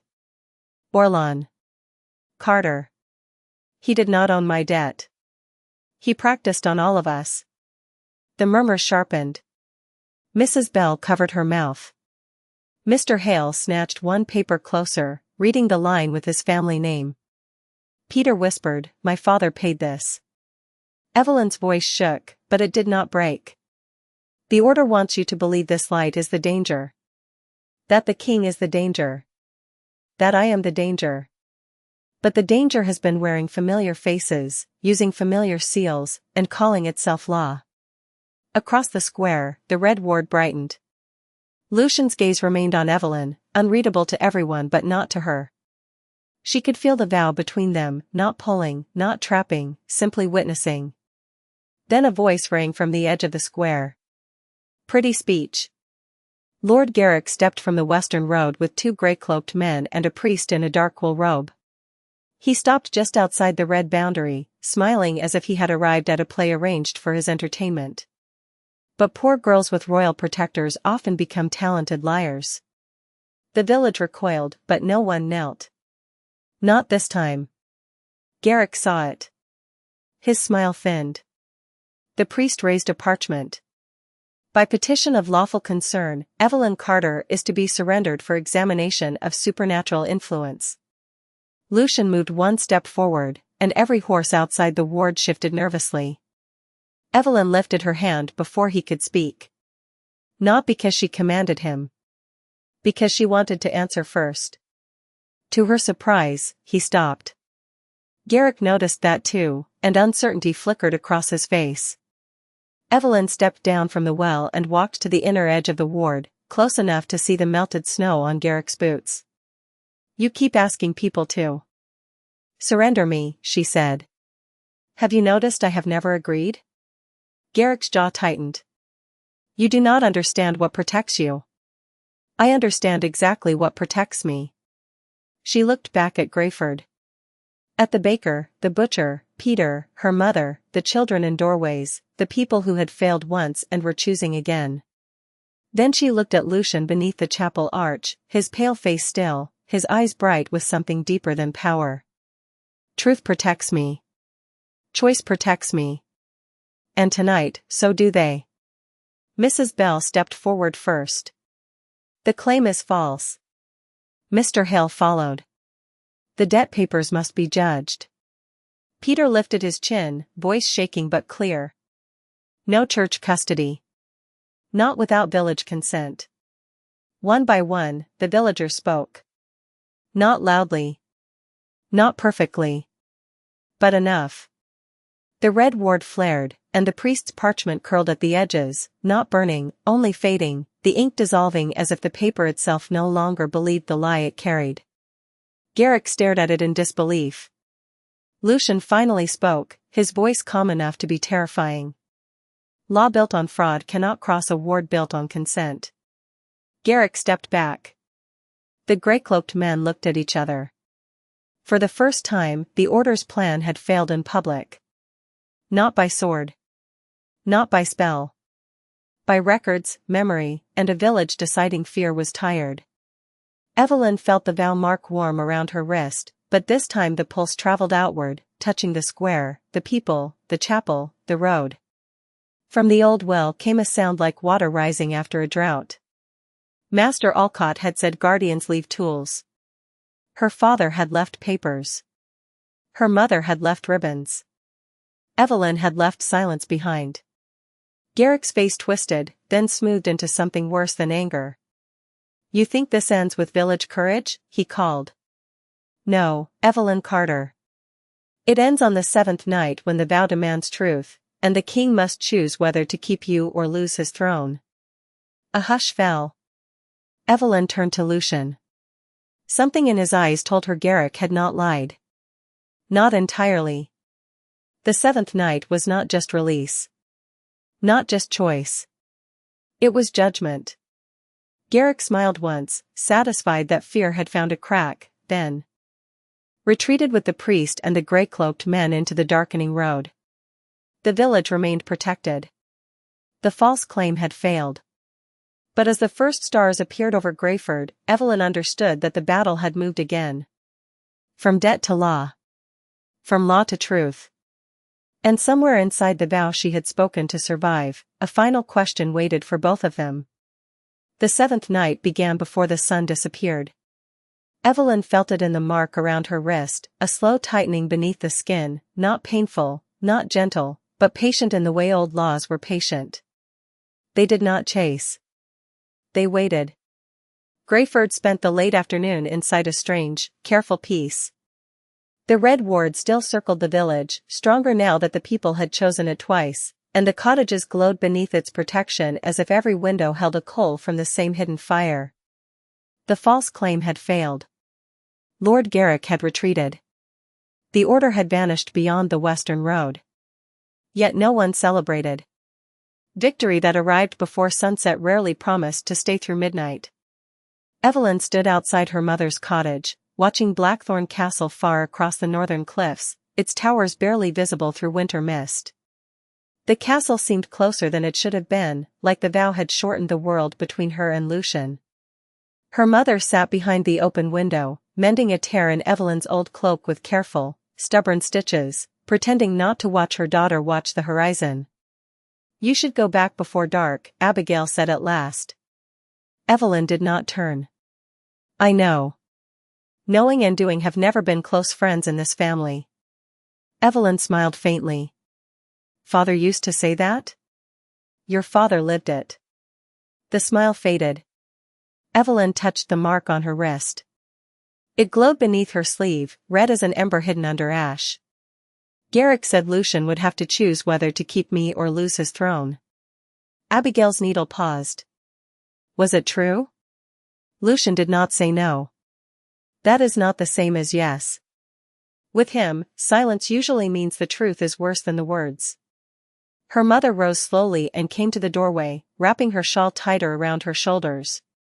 "Then ask him before the law asks for you." Evelyn looked back.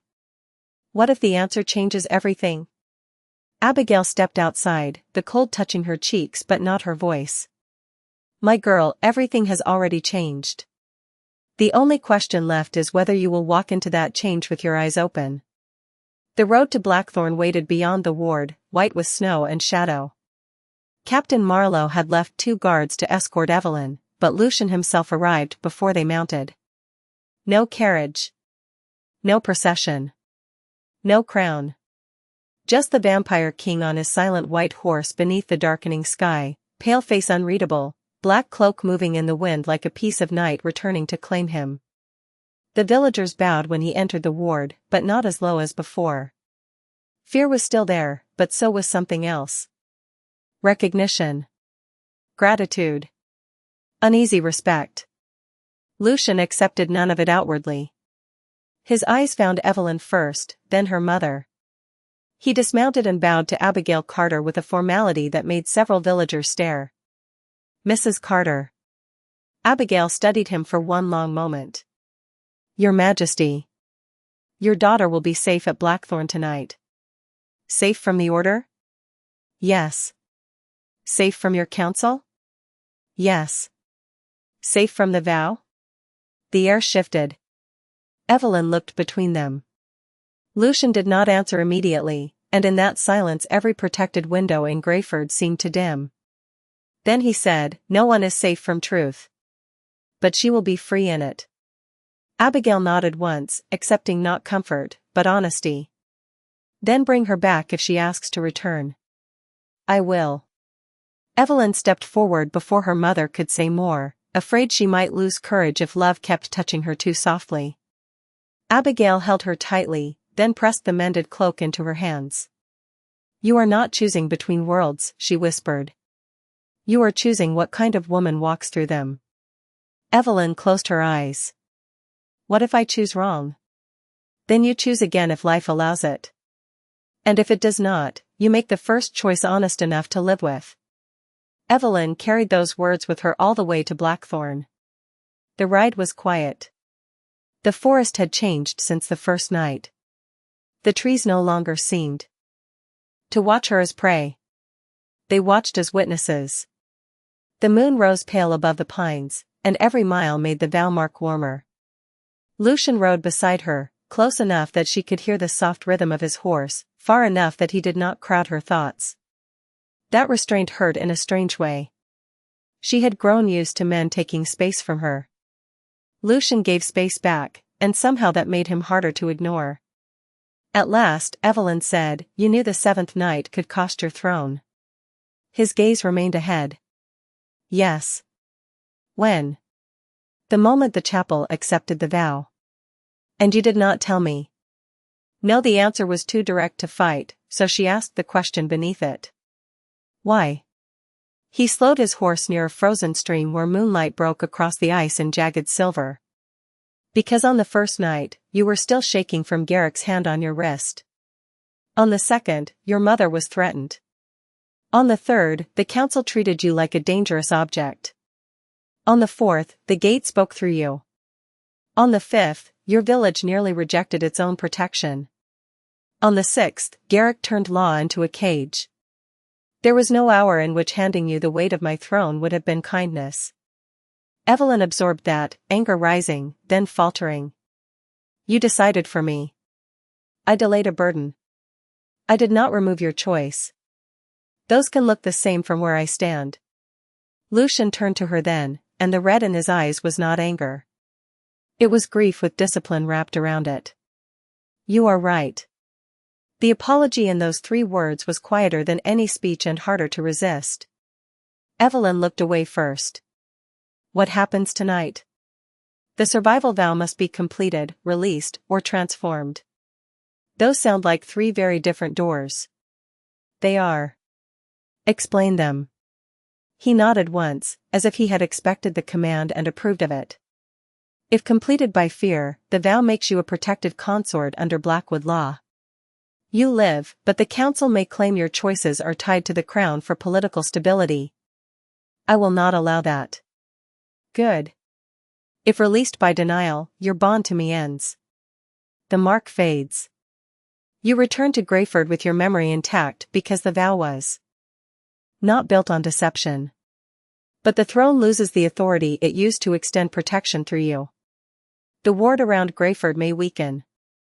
Evelyn's hands tightened on the reins. And your throne? The council may declare I used royal law improperly. Seraphine would have grounds to demand transfer of emergency authority. To herself? Likely. And the third door? The horses walked slowly now. Blackthorne's towers waited ahead, lit by blue fire. Lucien was silent long enough that Evelyn felt the mark pulse twice. Transformation, he said. The vow becomes chosen. Not a lie. Not a rescue. Not a political claim. A mutual oath witnessed by old law. Evelyn's breath caught despite herself. Marriage. Not as Garrick meant it. Not as the council would use it. But yes. And your throne? Stable. Greyford? Protected. Me? Lucien stopped his horse. Snow fell between them, catching in Evelyn's hair, touching his black cloak. He looked less like a legend in that moment and more like a man who had lived too long with answers that never stopped costing people. That is the only part one cannot decide, he said. What would it mean for me? He held her gaze. It would mean you stand beside me because you choose to, and every law that recognizes me must recognize you. It would mean the council cannot reduce you to a ward, hostage, mistake, or symbol. It would mean your mother remains under royal protection. It would mean Greyford becomes a protected village by Queen's right, not by temporary extension. Queen. The word felt absurd in Evelyn's mouth. Too large. Too polished. Too far from flower dust and patched boots. I am not a queen. No, Lucien said softly. You are something more difficult. You are someone power did not train. They rode the rest of the way in silence. Blackthorne's courtyard waited full of witnesses, though Lucien had not called for spectacle. The council had. 12 ancient vampires stood on the upper steps beneath blue torches. Lady Seraphine wore black tonight, severe and flawless, her silver hair pinned high beneath a crown-like comb. Lord Vane stood beside her with a scroll of old law. Master Alcott looked tired enough to have aged. Though vampires rarely did. Oliver hovered near the servant arch, trying to look like he had not been forbidden to attend. Cook stood behind him with crossed arms, daring anyone to remove the boy. Evelyn saw all of them as Lucien helped her down from the horse. She also saw the northern gate's symbol glowing faintly beneath the courtyard stones, red lines traveling up from the depths of the castle toward the chapel tower. Why is the vow happening here? Evelyn asked. Lucien's face hardened. It is not supposed to. Master Alcott hurried down the steps, robes fluttering. Your Majesty, the gate law has shifted. The old chapel in Greyford woke the vow, but Blackthorne itself is demanding witness. Seraphine followed more slowly. Because the mortal involved the village ward, the gate, and royal protection. This is no longer a private release. It is a crown matter. Evelyn looked at Lucien. She sounds pleased. She usually does when law becomes a weapon. Seraphine smiled thinly. Only because some of us respect law enough not to confuse it with sentiment. The courtyard stones brightened. A circle formed around Evelyn and Lucien, red at the edges, silver at the center. The air filled with the same layered whispers from the gate, but this time the words came clear to everyone. Name the truth of the vow. Lord Vane unrolled his scroll. By Blackwood Crown law, the mortal must speak first. If she denies protection, the bond releases. If she accepts protection, the king must answer whether he claims her as consort, queen, or ward. Ward? Evelyn said sharply. Seraphine's eyes glittered. A humane option. You would be protected, educated, supervised, and kept from political harm. Kept, Evelyn repeated. The word tasted like Garrick's parchment. Like locked doors dressed in velvet. Lucien's voice cut in. She will not be made ward. Vane looked up. Then if she accepts protection and you refuse formal transformation, the throne loses claim to the extended ward. Greyford weakens. The council assumes emergency control. Seraphine lowered her voice, but not enough. And we correct this disaster. Evelyn looked around the courtyard. At the immortal council waiting. For her fear. At Oliver clutching the servant arch. At Captain Marlowe standing ready, face calm but eyes alert. At Lucien beside her, powerful enough to frighten kingdoms, yet bound tonight by a law that cared less about strength than truth. She understood the trap then. If she walked away, Greyford might suffer. If she stayed from fear, the council would own the shape of her staying. If Lucien claimed her to preserve power, he would become a better-dressed Garrick, and they both knew it. The old law was not asking whether she loved him. Not yet. It was asking whether she could tell the difference between rescue and choice. The whispers came again. Name the truth of the vow. Evelyn stepped forward. The red circle warmed beneath her boots. The truth, she said, and her voice carried farther than it should have, is that I asked a stranger to save me because everyone I knew was too afraid to try. The courtyard held still. The truth is that he could have used my fear, and he did not. He could have made my debt a chain to him, and he broke it instead. He could have hidden my mother where I could not reach her, and he brought guards to her door. He could have spoken for me in Greyford, in the council, at the gate, and every time it mattered, he let me speak. The silver center of the circle brightened. Evelyn turned toward Lucien, and now her voice softened, though every witness heard it. The truth is also that I am afraid. I am afraid of your world. I am afraid of your council. I am afraid of becoming a symbol until no one remembers I was a daughter before I was a bloodline. And I am afraid that choosing you will make people say I chose wrong because you are powerful and I was poor. Lucien did not move. His eyes held hers, and for once, the ancient king looked almost helpless before honesty. Evelyn took one breath. Then another. But I am more afraid of letting fear make one more choice for me. The vow mark on her wrist flared. The circle answered. The old law waited.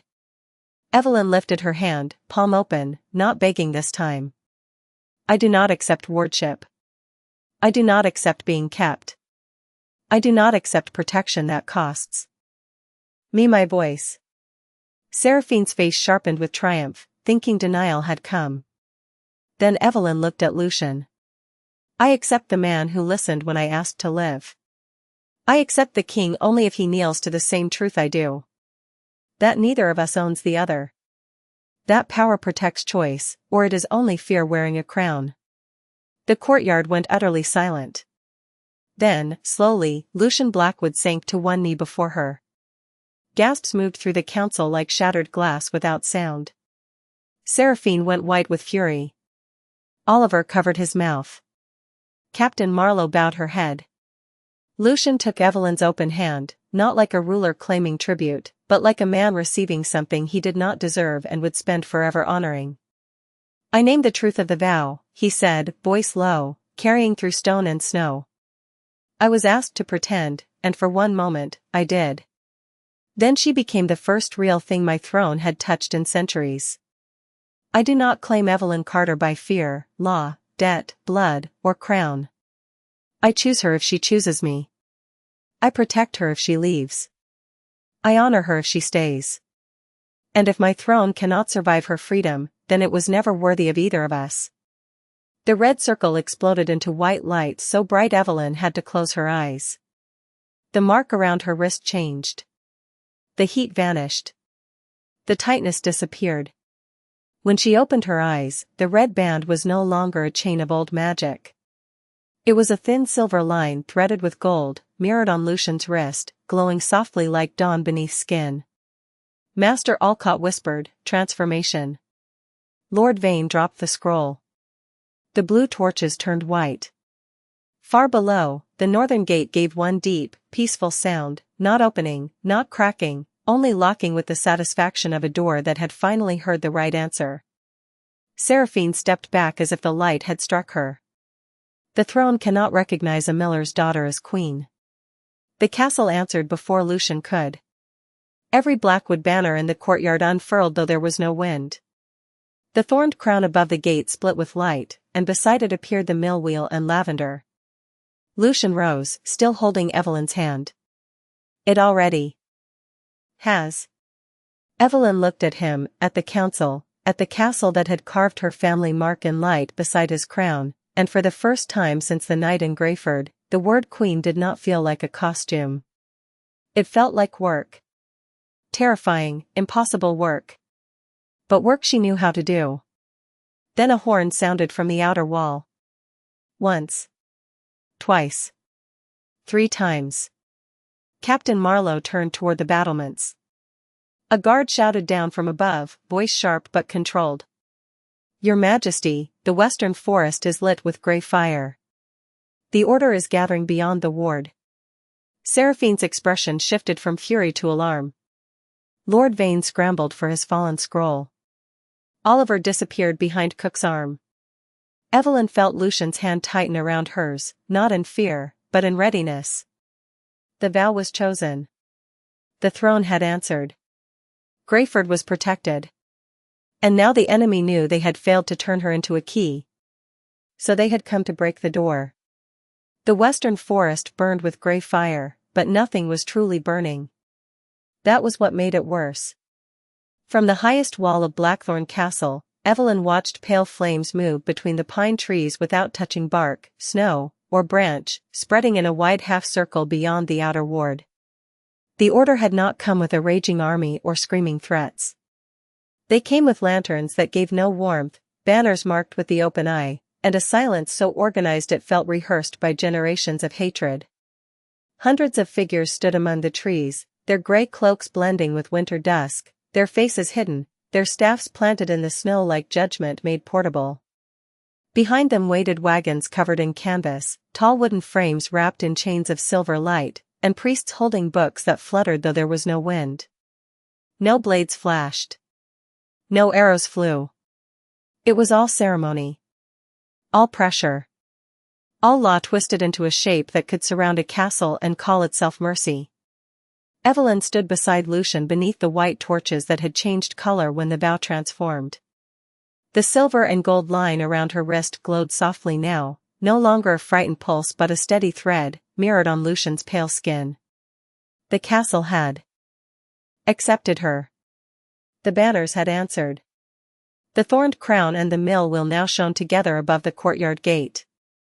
Yet acceptance did not stop the forest from filling with enemies. It only gave them a clearer target. Captain Marlowe stood at Lucien's other side, speaking quietly with scouts who came and went in disciplined motion. "They are avoiding the main ward," she said. "No one has crossed the boundary. They are positioning relic frames along the West Ridge, North Ravine, and Old Chapel Road." Master Alcott leaned on his cane, face grave. They mean to pressure the wards from multiple laws at once. Sacred claim, royal challenge, mortal petition, and ancestral summons. Evelyn looked at him. That sounds like 4 different ways to say trap. It is worse, Alcott said. It is 4 different traps arguing that they are doors. Seraphine stood several feet away with Lord Vane and 3 council members, her earlier fury hidden beneath court discipline. She had changed since the vow. Not softened. Seraphine did not soften. But the castle's recognition had taken away the easiest insult, and now she watched Evelyn with a colder, more complicated attention. They will demand parley, Seraphine said. Refuse it. Let them speak to stone until morning. If we refuse, Lord Vane said, clutching his scroll, they will declare the throne hostile to mortal law. Captain Marlowe did not look at him. They are standing outside our castle with relic cages. And not crossing the ward, Vane snapped. That distinction matters.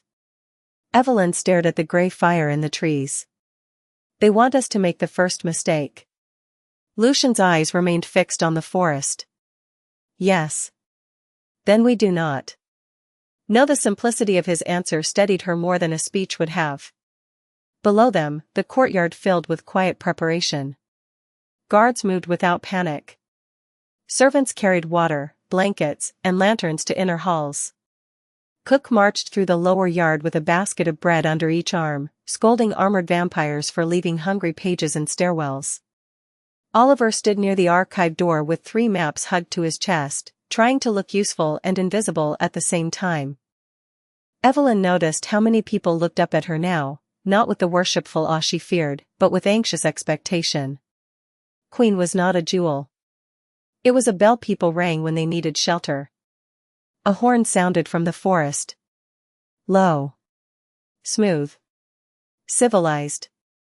The most insulting sound Evelyn had ever heard. A figure stepped forward from the grey line, carrying a white staff topped with the open eye. Lord Garrick walked beside him, wrapped in a dark cloak, his face bruised only by humiliation, which had always marked him more deeply than any wound. The staff-bearer stopped just beyond the outer ward and lifted a parchment. His voice carried across the snow by magic. Lucien Blackwood, self-declared king of the northern vampire houses, the Order of the Burning Eye requests lawful parley regarding the mortal woman Evelyn Carter, descendant of Eloan Vale and unlawful activator of the Northern Gate. Lucien's expression did not change. Self-declared, Seraphine repeated, offended despite herself. The audacity. Evelyn almost smiled. That part bothered you most? Seraphine gave her a sideways look. I contain multitudes of irritation. Another time Evelyn might have laughed. Tonight, the horn echoed again. The staff-bearer continued. Present the woman for examination, relinquish claim over Greyford, and submit the transformed vow to external judgment. Refuse, and the order will recognize the Blackwood court as corrupted beyond lawful negotiation. Captain Marlowe's hand rested near her sword, though she did not draw it. Permission to answer with the West Gate stones, Your Majesty? Denied. I assumed. Lucien stepped toward the battlement edge. The white torches bent toward him. Who speaks for the order? The staff-bearer lowered his hood. He was not old. That surprised Evelyn. He looked perhaps 40, with a narrow face, calm eyes, and the polished certainty of a man who had mistaken obedience for purity. Father Malrac of St. Orlan's Tribunal. Abigail had mentioned St. Orlan's Monastery.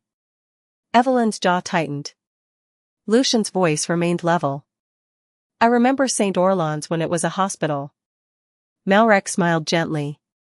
Before corruption required discipline. Before men like you learned to turn care into custody. The grey line shifted. Malrac's smile held. We do not seek conflict. We seek restoration. The Carter woman has awakened unstable ward authority beyond her station. She has influenced a protected village, altered a royal vow, and attached herself to an immortal throne. Her blood is a public danger. Evelyn felt the phrase hit every listener. Her blood. Not her choices. Not her words. Not her courage. Just blood, made public property by a man holding a staff. Lucien's eyes darkened, but Evelyn touched his wrist before he spoke. The motion was small. The wall saw it. The council saw it. Malrac saw it. Lucien looked at her, and the question passed silently between them. Yours? She nodded once. Mine. Evelyn stepped to the battlement edge. The wind lifted loose strands of her pale brown hair from the braid her mother had mended twice that morning. She wore no crown. Only the blue dress from Blackthorne, her old cloak over her shoulders, and the silver-gold vow line shining at her wrist. Father Malrac, she called, surprised by how clearly her voice traveled. The grey fire flickered in the trees. If you want to examine me, begin by listening. Malrac's eyes narrowed faintly. The order does not take instruction from enchanted girls. Then take it from a queen. The word left her mouth before fear could shrink it. The castle answered with a low bell from somewhere deep beneath the courtyard. Seraphine inhaled through her teeth. Master Alcott smiled into his beard. Lucien went very still beside her. Malrac lifted the parchment higher. A title granted by corrupted law has no standing. A title recognized by the castle you are too afraid to enter has enough standing for tonight. Murmurs moved through the grey cloaks. Garrick's face twisted. Evelyn continued, each word steadier than the last. You call my blood a public danger because you cannot control it. You call Greyford influenced because the villagers refused to hand me over. You call the vow unstable because it transformed without asking your permission. But I have noticed something about powerful men with papers. When fear obeys you, you call it order. When courage refuses you, you call it corruption. The ward below the wall pulsed red. Not violently. Not as attack. As agreement. Malrac lowered the parchment slightly. Pretty village rhetoric. But law remains law. Then read the law that gives you claim over me. By ancestral summons, descendants of gatekeepers may be called for tribunal if their blood endangers the mortal realm. Called, Evelyn repeated. Not seized. Malrac's mouth tightened. Lucien's eyes moved to her, approval barely hidden beneath tension. Evelyn held out her hand. Send your summons across the ward. I will read it. Captain Marlowe turned. Your Majesty? Lucien did not look away from Evelyn. Let it pass if it carries no binding spell. Alcott lifted one hand, murmuring old words. The parchment floated from Malrac's grip, crossed the snowy divide, and struck the ward with a flash of pale light. For one breath, it hovered there, trembling. Then the ward allowed it through. It landed in Evelyn's open palm. The paper was cold as river stone. Evelyn read slowly. The language was formal, but her years counting debt papers had trained her to distrust beautiful wording. She saw the trap by the third line.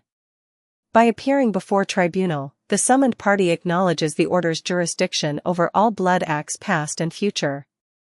There it was. A cage dressed as invitation. She looked down at the forest. This is not a summons. It is surrender pretending to be handwriting. A few Blackthorne guards shifted, not hiding their approval. Seraphine murmured, she does read quickly. Lord Vane whispered back, unfortunately for them. Malrac's calm slipped for the first time. Refusal confirms danger. No, Evelyn said. Refusal confirms I can read. The red ward flared brighter, and somewhere in the village of Greyford, far beyond the valley, answering bells rang faintly through the night. The sound reached the castle like a memory carried by snow. Greyford was listening. The villagers were still choosing. Malrac heard it too. His eyes hardened. He lifted his staff, and the grey fires in the forest rose several feet without heat. If the Carter woman rejects tribunal, the order invokes ancestral breach. The gatekeeper bloodline will be declared rogue. All settlements sheltering it will lose recognized protection under mortal law. Evelyn's stomach clenched. Greyford again. Always the same lever. Hurt the people around her until she became easier to move. Lucien stepped forward, and this time his voice struck the forest like winter iron. Mortal law does not govern Blackwood wards. Malrak smiled. No. But mortal fear weakens them. Ask your new queen how long a village chooses courage when trade roads close, churches condemn them, and every neighbor calls their children cursed. That was the real threat. Not torches. Not chains. Isolation. Hunger. Shame. The old tools, sharpened for ordinary lives. Evelyn thought of Mrs. Bell's flour sacks, Mr. Hale's children, Peter's trembling voice, her mother's cottage. Courage was fire, yes. But fire needed wood. He is right, she said quietly. Lucien turned to her. Evelyn. Not about me. About fear. Greyford cannot survive forever as an island. Seraphine's voice cut in. Then we strike the relic frames before they finish whatever law circle they are building. Captain Marlowe shook her head. If we cross first, they claim aggression. Then let them claim it after they lose teeth. No, Evelyn said. Everyone looked at her. She folded the tribunal parchment once, then again, turning the trap into a small square in her palm. They want a public story. Let us give them one they cannot control. Master Alcott's eyes sharpened. What are you thinking? A tribunal. Seraphine stared. Have you lost your newly crowned mind? Not theirs, Evelyn said. Ours. Lucien studied her, and she could feel him trying to see the shape of the idea before she spoke it. By what law? Gate law. The vow line around her wrist glowed. Evelyn turned to Alcott. You said the gate asks what someone chooses to protect. You said old magic listens to choice. If the order claims my blood is a public danger, then let the gate judge what my blood has actually done.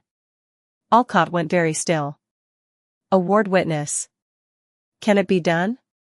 It has not been attempted in 300 years. That is not no. No, Alcott admitted. It is not. Lord Vane looked horrified and fascinated. A ward witness would require representatives from every affected party. Blackwood Crown, Carter bloodline, protected village, opposing claimant, and neutral keeper of record. Evelyn looked at the forest. Invite Malrak inside the outer court under guest law. Invite Greyford by mirror ward if they cannot travel. Let everyone hear what the gate heard. Not speeches. Not accusations. What actually happened. Seraphine's face changed. That exposes the old gate proceedings to mortals. Good, Evelyn said. Secrets have not protected anyone well enough. Lucien's gaze held hers, and for a moment the war outside, the council behind them, the grey fire in the trees, all seemed to fade beneath the quiet force of being understood. The order may refuse, he said. Then they refuse public judgment while demanding mine. Greyford will hear that too. Captain Marlowe nodded slowly. Strategically sound. Seraphine looked personally wounded by agreeing. Annoyingly. Lucien turned to the forest. Father Malrak, he called. The Blackwood Crown rejects your tribunal and offers ward witness under gate law. One representative of your order may enter the outer court under guest protection. Greyford will witness by ward mirror. The gate will answer whether Evelyn Carter's blood has endangered the mortal realm or protected it. The forest went silent. Malrak's face revealed nothing, but Garrick's did. Panic, fast and ugly, broke through his confidence. He grabbed Malrak's sleeve and whispered urgently. Evelyn saw it and knew. Garrick feared the truth being shown more than any sword being drawn. Malrak pulled free, eyes fixed on the battlements. And if the witness condemns her? Lucien did not answer. He looked at Evelyn. Her choice. She lifted her chin. Then I will answer what the truth requires. Not what fear demands.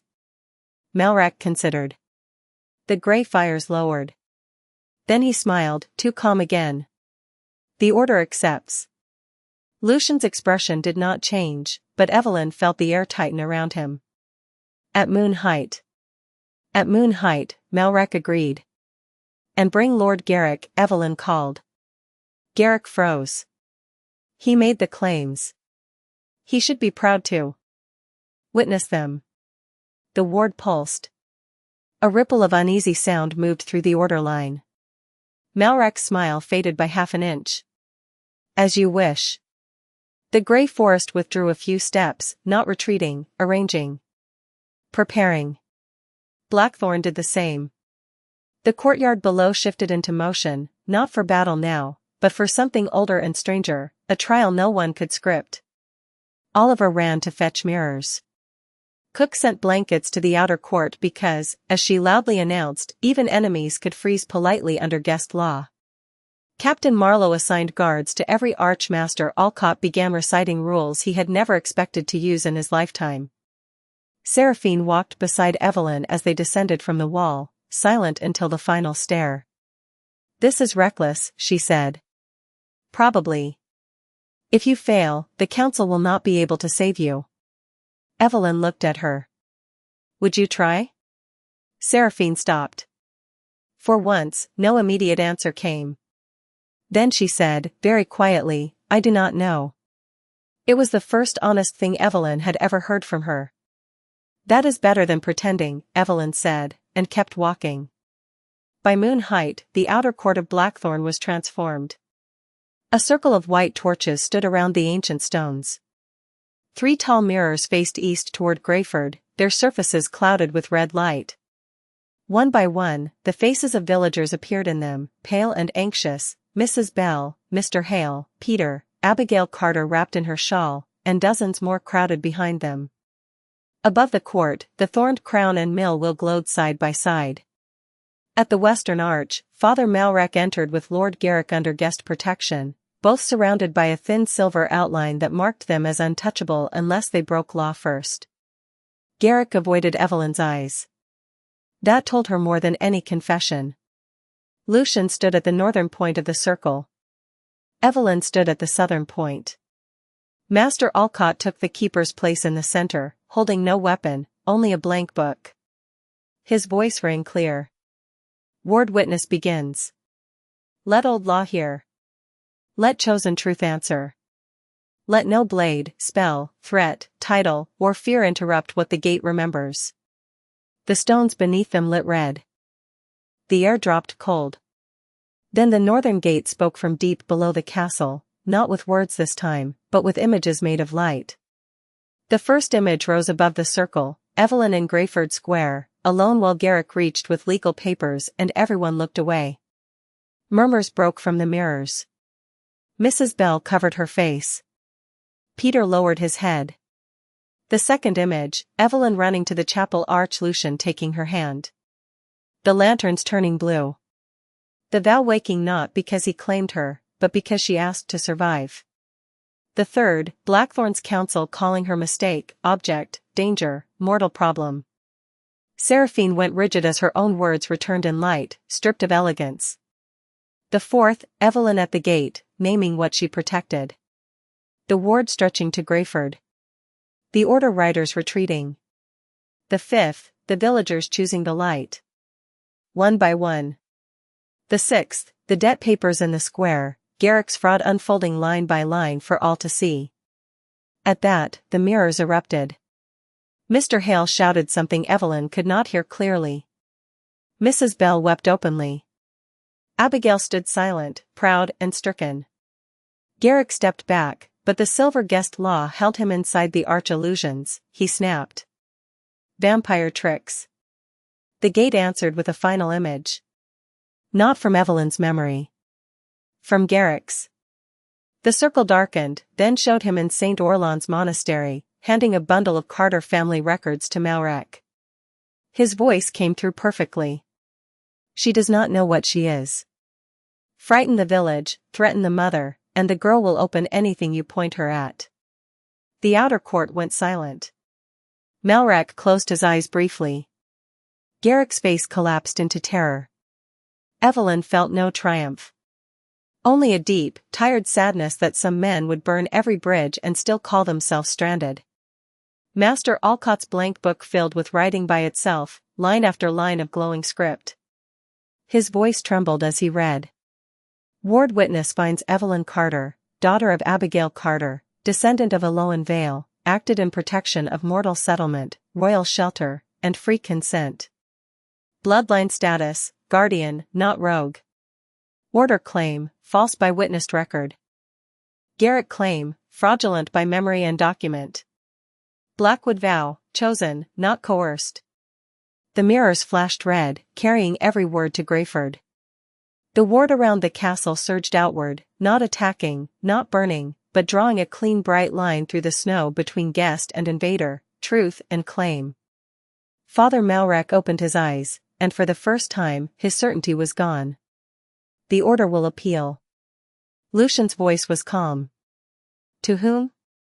The gate you asked to judge has judged. Seraphine stepped forward, her voice like polished steel. And the ancient council of Blackthorne recognizes the ward witness. Evelyn turned, surprised. Seraphine did not look at her, but her chin was high, daring any council member to contradict her. Lord Vane swallowed. Recorded and recognized. Captain Marlowe smiled faintly. Garrick dropped to his knees, not injured, not forced, simply undone by the public shape of his own choices. The silver guest outline carried him backward toward the arch, rejecting him from the circle. Malrec caught his sleeve, but the ward pushed them both one step closer to the forest. The order line beyond the arch wavered. Their grey fires flickered. Not defeated by violence. Undone by witness. Evelyn looked at the mirrors and saw her mother's face, tears on her cheeks, one hand pressed to the glass from miles away. Evelyn lifted her own hand. The silver gold vow line glowed. The mirror answered. For one brief second, mother and daughter touched the same light. Then a sound split the night beneath the stones. The northern gate locking again. Deeper this time. Final. The grey fires in the forest went out one by one, until only moonlight remained on snow. Malrec stepped back into darkness with Garrick and what remained of his certainty. This is not over, he said. Evelyn looked at him across the ward. She was tired. She was afraid. She was still a miller's daughter. She was also queen by choice, guardian by truth, and no longer willing to shrink for men who needed her small. No, she said. But now everyone knows how it began. The western arch closed. The mirrors cleared. Greyford's faces vanished into red mist, carrying the truth home. Around Evelyn, Blackthorne Castle stood silent, then every white torch in the outer court bowed its flame toward her. Not worship. Recognition. Lucien crossed the circle and stopped before her. He did not touch her until she offered her hand. When she did, his fingers closed around hers with quiet reverence. You gave them judgment without giving them war, he said. Evelyn looked at the dark forest where the order had disappeared. For tonight. For tonight, he agreed. Above them, the thorned crown and lavender wheel burned together over the gate, and for the first time in 300 years, Blackthorne Castle did not feel like a fortress waiting to be attacked. It felt like a home deciding whom it would defend. By morning, the grey fire was gone, and the snow remembered everything. It lay smooth across the western forest where the order had stood, covering their footprints, softening the marks of their relic frames, making the battlefield of law look almost innocent beneath the pale winter sun. But Blackthorne Castle did not forget. Neither did Greyford.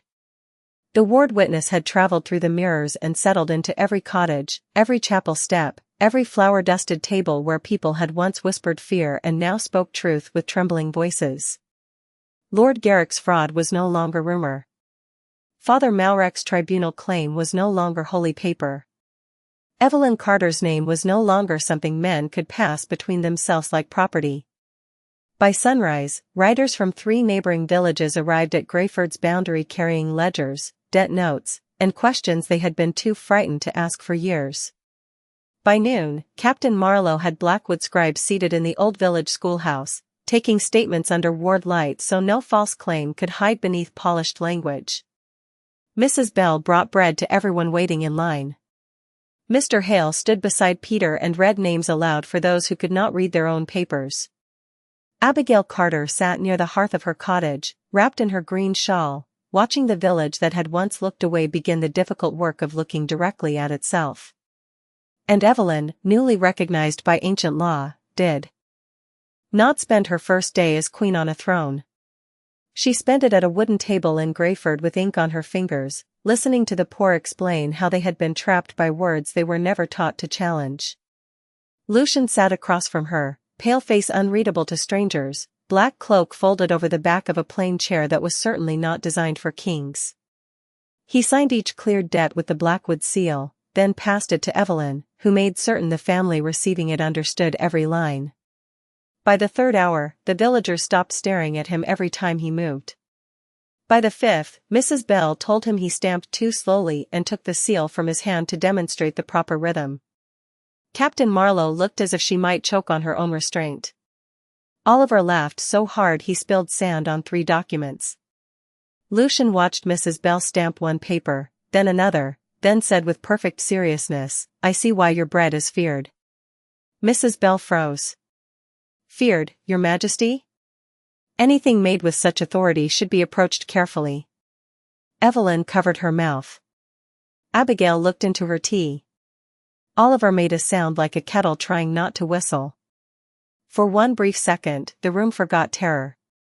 It remembered people. That mattered too. Near sunset, news came that Lord Garrick had been found on the old monastery road by Blackwood guards and Greyford witnesses. He had not been harmed. That was important to Evelyn, not because he deserved gentleness, but because the truth did not need cruelty to stand straight. He was brought to the village square where he had once tried to claim her, and this time he stood alone while his own records were read aloud. Every hidden fee. Every forged interest change. Every payment erased from poor families who had trusted seals because they could not afford lawyers. Father Malrek was not present. The order had withdrawn beyond the western ridge before dawn, leaving behind only cold ash and abandoned parchments, but his signature appeared on enough papers to condemn the scheme before any court willing to hear it. Master Alcott recorded the judgment under gate law and mortal witness. Garrick's estate was stripped of claim over Greyford lands. His house treasury was seized to repay the families he had trapped. He was banished from the northern villages under Blackwood protection, not with spectacle, not with violence, but with a sealed order that no merchant, priest, guard, or landlord could mistake. When he looked at Evelyn for mercy, she gave him something harder. She gave him fairness. "You wanted law," she said in front of everyone. "Now live under it." He was taken away in a plain wagon, without his black horse, without his guards, without the theater that had made him seem larger than the frightened man beneath it. No one cheered when he left. Cheers would have made the moment too simple. Instead, the village stood silent until the wagon disappeared. Then Mrs. Bell turned to Mr. Hale and said, "Well, there is bread getting cold," and just like that, life began moving again. 3 days later, Greyford's ward became permanent. Not as a cage. Not as a royal occupation. As a chosen covenant. Each household placed a hand on the old well and spoke one promise: no person in the village would be surrendered to debt, title, bloodline, or fear without being heard. The red light sank into the stones and vanished from sight, but everyone felt the difference. Doors closed more softly. Children walked farther from home without their mothers calling them back every 10 seconds. The old chapel arch, where Evelyn had first reached for Lucien's hand in desperation, was cleared of snow, washed, and lit with ordinary candles. Not blue. Not magical.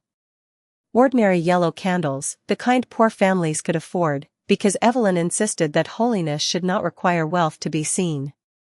On the 7th morning after the ward witness, Lucien brought Evelyn back to Blackthorne Castle not as a rescued girl, not as a temporary guest, but as the woman the castle had already named beside him.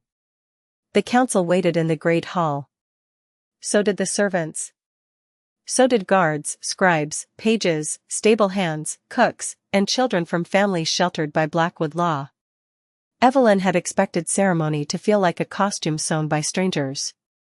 Instead, she found Oliver near the front row holding a cushion with a simple silver circlet on it, his face so solemn that she nearly cried. Cook stood behind him, arms crossed, eyes suspiciously bright. Captain Marlowe wore formal armor polished to a dark mirror shine. Master Alcott held the new law book, the first blank pages already titled in careful script, The Carter Reforms. Lady Seraphine stood among the council in deep blue instead of black or burgundy. No smile. No apology on display. But when Evelyn entered, Seraphine bowed. Not low. Not sweetly. Correctly. Honestly. It was more valuable than sweetness. Evelyn paused before her. The entire hall noticed. Seraphine lifted her chin as if preparing for public humiliation and refusing to flinch from it. Evelyn said quietly, "You recognized the ward witness when it mattered." Seraphine's eyes narrowed slightly. "I recognized the law." "You recognized the truth before some people braver than you did." Something moved across Seraphine's face, sharp and wounded and almost grateful before it disappeared. "Do not make me likable, Your Majesty. I have spent centuries avoiding it." Evelyn smiled. "I would not dare." Lucien, standing beside the obsidian throne, heard it. The smallest warmth entered his eyes. The ceremony that followed was shorter than the council wanted and longer than Evelyn would have preferred. Master Alcott read the recognition of the transformed vow, the protection of Greyford, the dissolution of fraudulent debt claims under Blackwood authority, and the formal standing of Evelyn Carter Blackwood as guardian queen of the Northern Ward. Evelyn kept breathing through every title. Guardian. Queen. Blackwood. Carter. None erased the other. That was the only reason she could bear them. When Oliver approached with the circlet, his hands trembled so badly that the silver nearly slipped. Evelyn bent slightly and whispered, "You made an ancient door listen too, you know." His eyes widened. "I did? You brought bread at the right times. That is practically a royal gift." He tried very hard not to smile and failed completely. Lucien took the circlet from the cushion and looked at Evelyn, not at the council, not at the banners, not at the throne. "This crown does not make you mine," he said, his voice carrying through the hall. "It marks what this court must never forget. That you belong first to yourself." Then he placed the circlet on her head. It was lighter than she expected. Less like a burden. More like a promise that would become heavy only if she forgot why she wore it. The hall bowed. This time Evelyn did not feel small beneath it. She felt responsible. There was a difference. After the ceremony, she did something no queen in Blackthorne history had apparently done. She asked for the throne room doors to remain open while food was served to everyone in the hall, not just nobles. Seraphine looked pained. Cook looked victorious. Lucien looked at Evelyn as if she had declared war on 3 centuries of seating arrangements, and he found the rebellion refreshing. Long tables were carried in. Servants sat beside guards. Council members were forced, by proximity and hunger, to speak to people whose names they should have learned decades earlier. Abigail arrived from Greyford in a warm carriage, wearing her green shawl and no jewels, and Evelyn rose from the Queen's chair to meet her halfway across the hall. That, more than the circlet, more than the bowing, more than the banners, made the court understand what kind of queen had entered Blackthorne. Not one who forgot where she came from. One who made the castle remember with her. That evening, when the hall finally emptied and the last candles burned low, Evelyn found Lucien in the old chapel tower overlooking the forest. The same forest that had once seemed like a mouth now looked like a dark sea under the stars. Far in the distance, Greyford glowed with ordinary firelight. No red ward visible. No grey threat. Just homes. Lucien stood near the open arch, his face pale in moonlight, the silver gold line on his wrist faint beneath his sleeve. He did not turn when she entered. "You changed the seating of the great hall," I did. Seraphine may never recover. She ate 2 sweet rolls. Recovery seems likely. His mouth curved. Evelyn stepped beside him, close enough that their shoulders nearly touched, not because fear had pushed her there, but because choice felt different in the quiet. Do you miss who you were before this? She asked. Lucien looked out over the trees. I was alone for a very long time. People mistake loneliness for strength when it wears good clothing. That is a sad answer. It is an honest one. She nodded. Honesty had become the ground they stood on, sometimes cold, sometimes hard, but real enough to build upon. I was afraid the crown would change me before I knew how to wear it. It will change you, he said. Power always does. Evelyn turned to him. That is also not comforting. Comfort is not my best field. I noticed. He looked at her then, and the ancient cold in his face had softened into something she no longer feared. But choice can change power back. The wind moved through the chapel arch, carrying the scent of pine, snow, and distant hearth smoke. Evelyn thought of the girl in the square, hands shaking, begging a stranger for one lie. She wished she could reach back through time and tell that girl she had not been weak. She had been alive. And sometimes staying alive was the first brave thing anyone did before the world learned how to name it. I do not know how to be queen, she said. Lucien's gaze remained steady. Good. The ones who think they know usually become dangerous. She laughed softly. He listened as if the sound mattered. Below them, Blackthorne settled for the night. In Greyford, Abigail Carter closed her cottage window against the cold. Oliver fell asleep over an open map in the archives until Cook found him and covered him with a blanket. Seraphine sat alone with the Carter reforms and made 3 corrections in the margins, all annoyingly useful.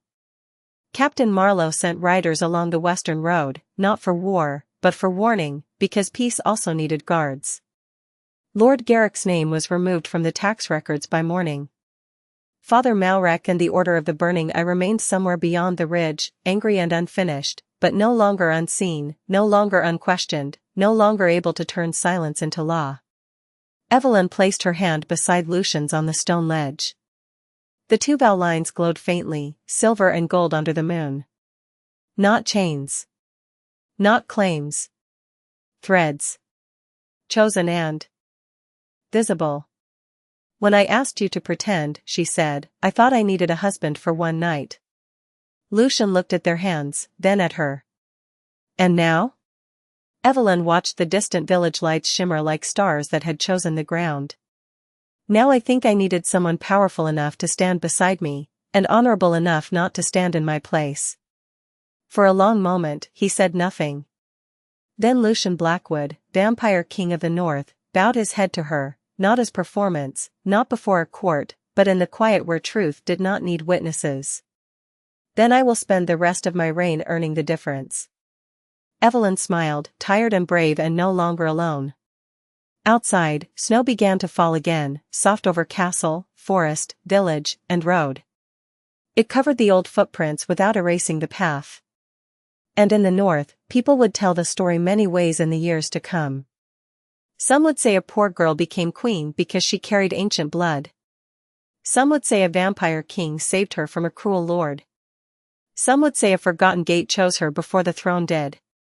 But those who knew the truth told it differently. A frightened girl asked for shelter, a cold king listened, and between a false vow and a chosen one, they built a law kinder than fear. Even the coldest kingdoms can learn mercy when one ordinary girl refuses to let kindness kneel.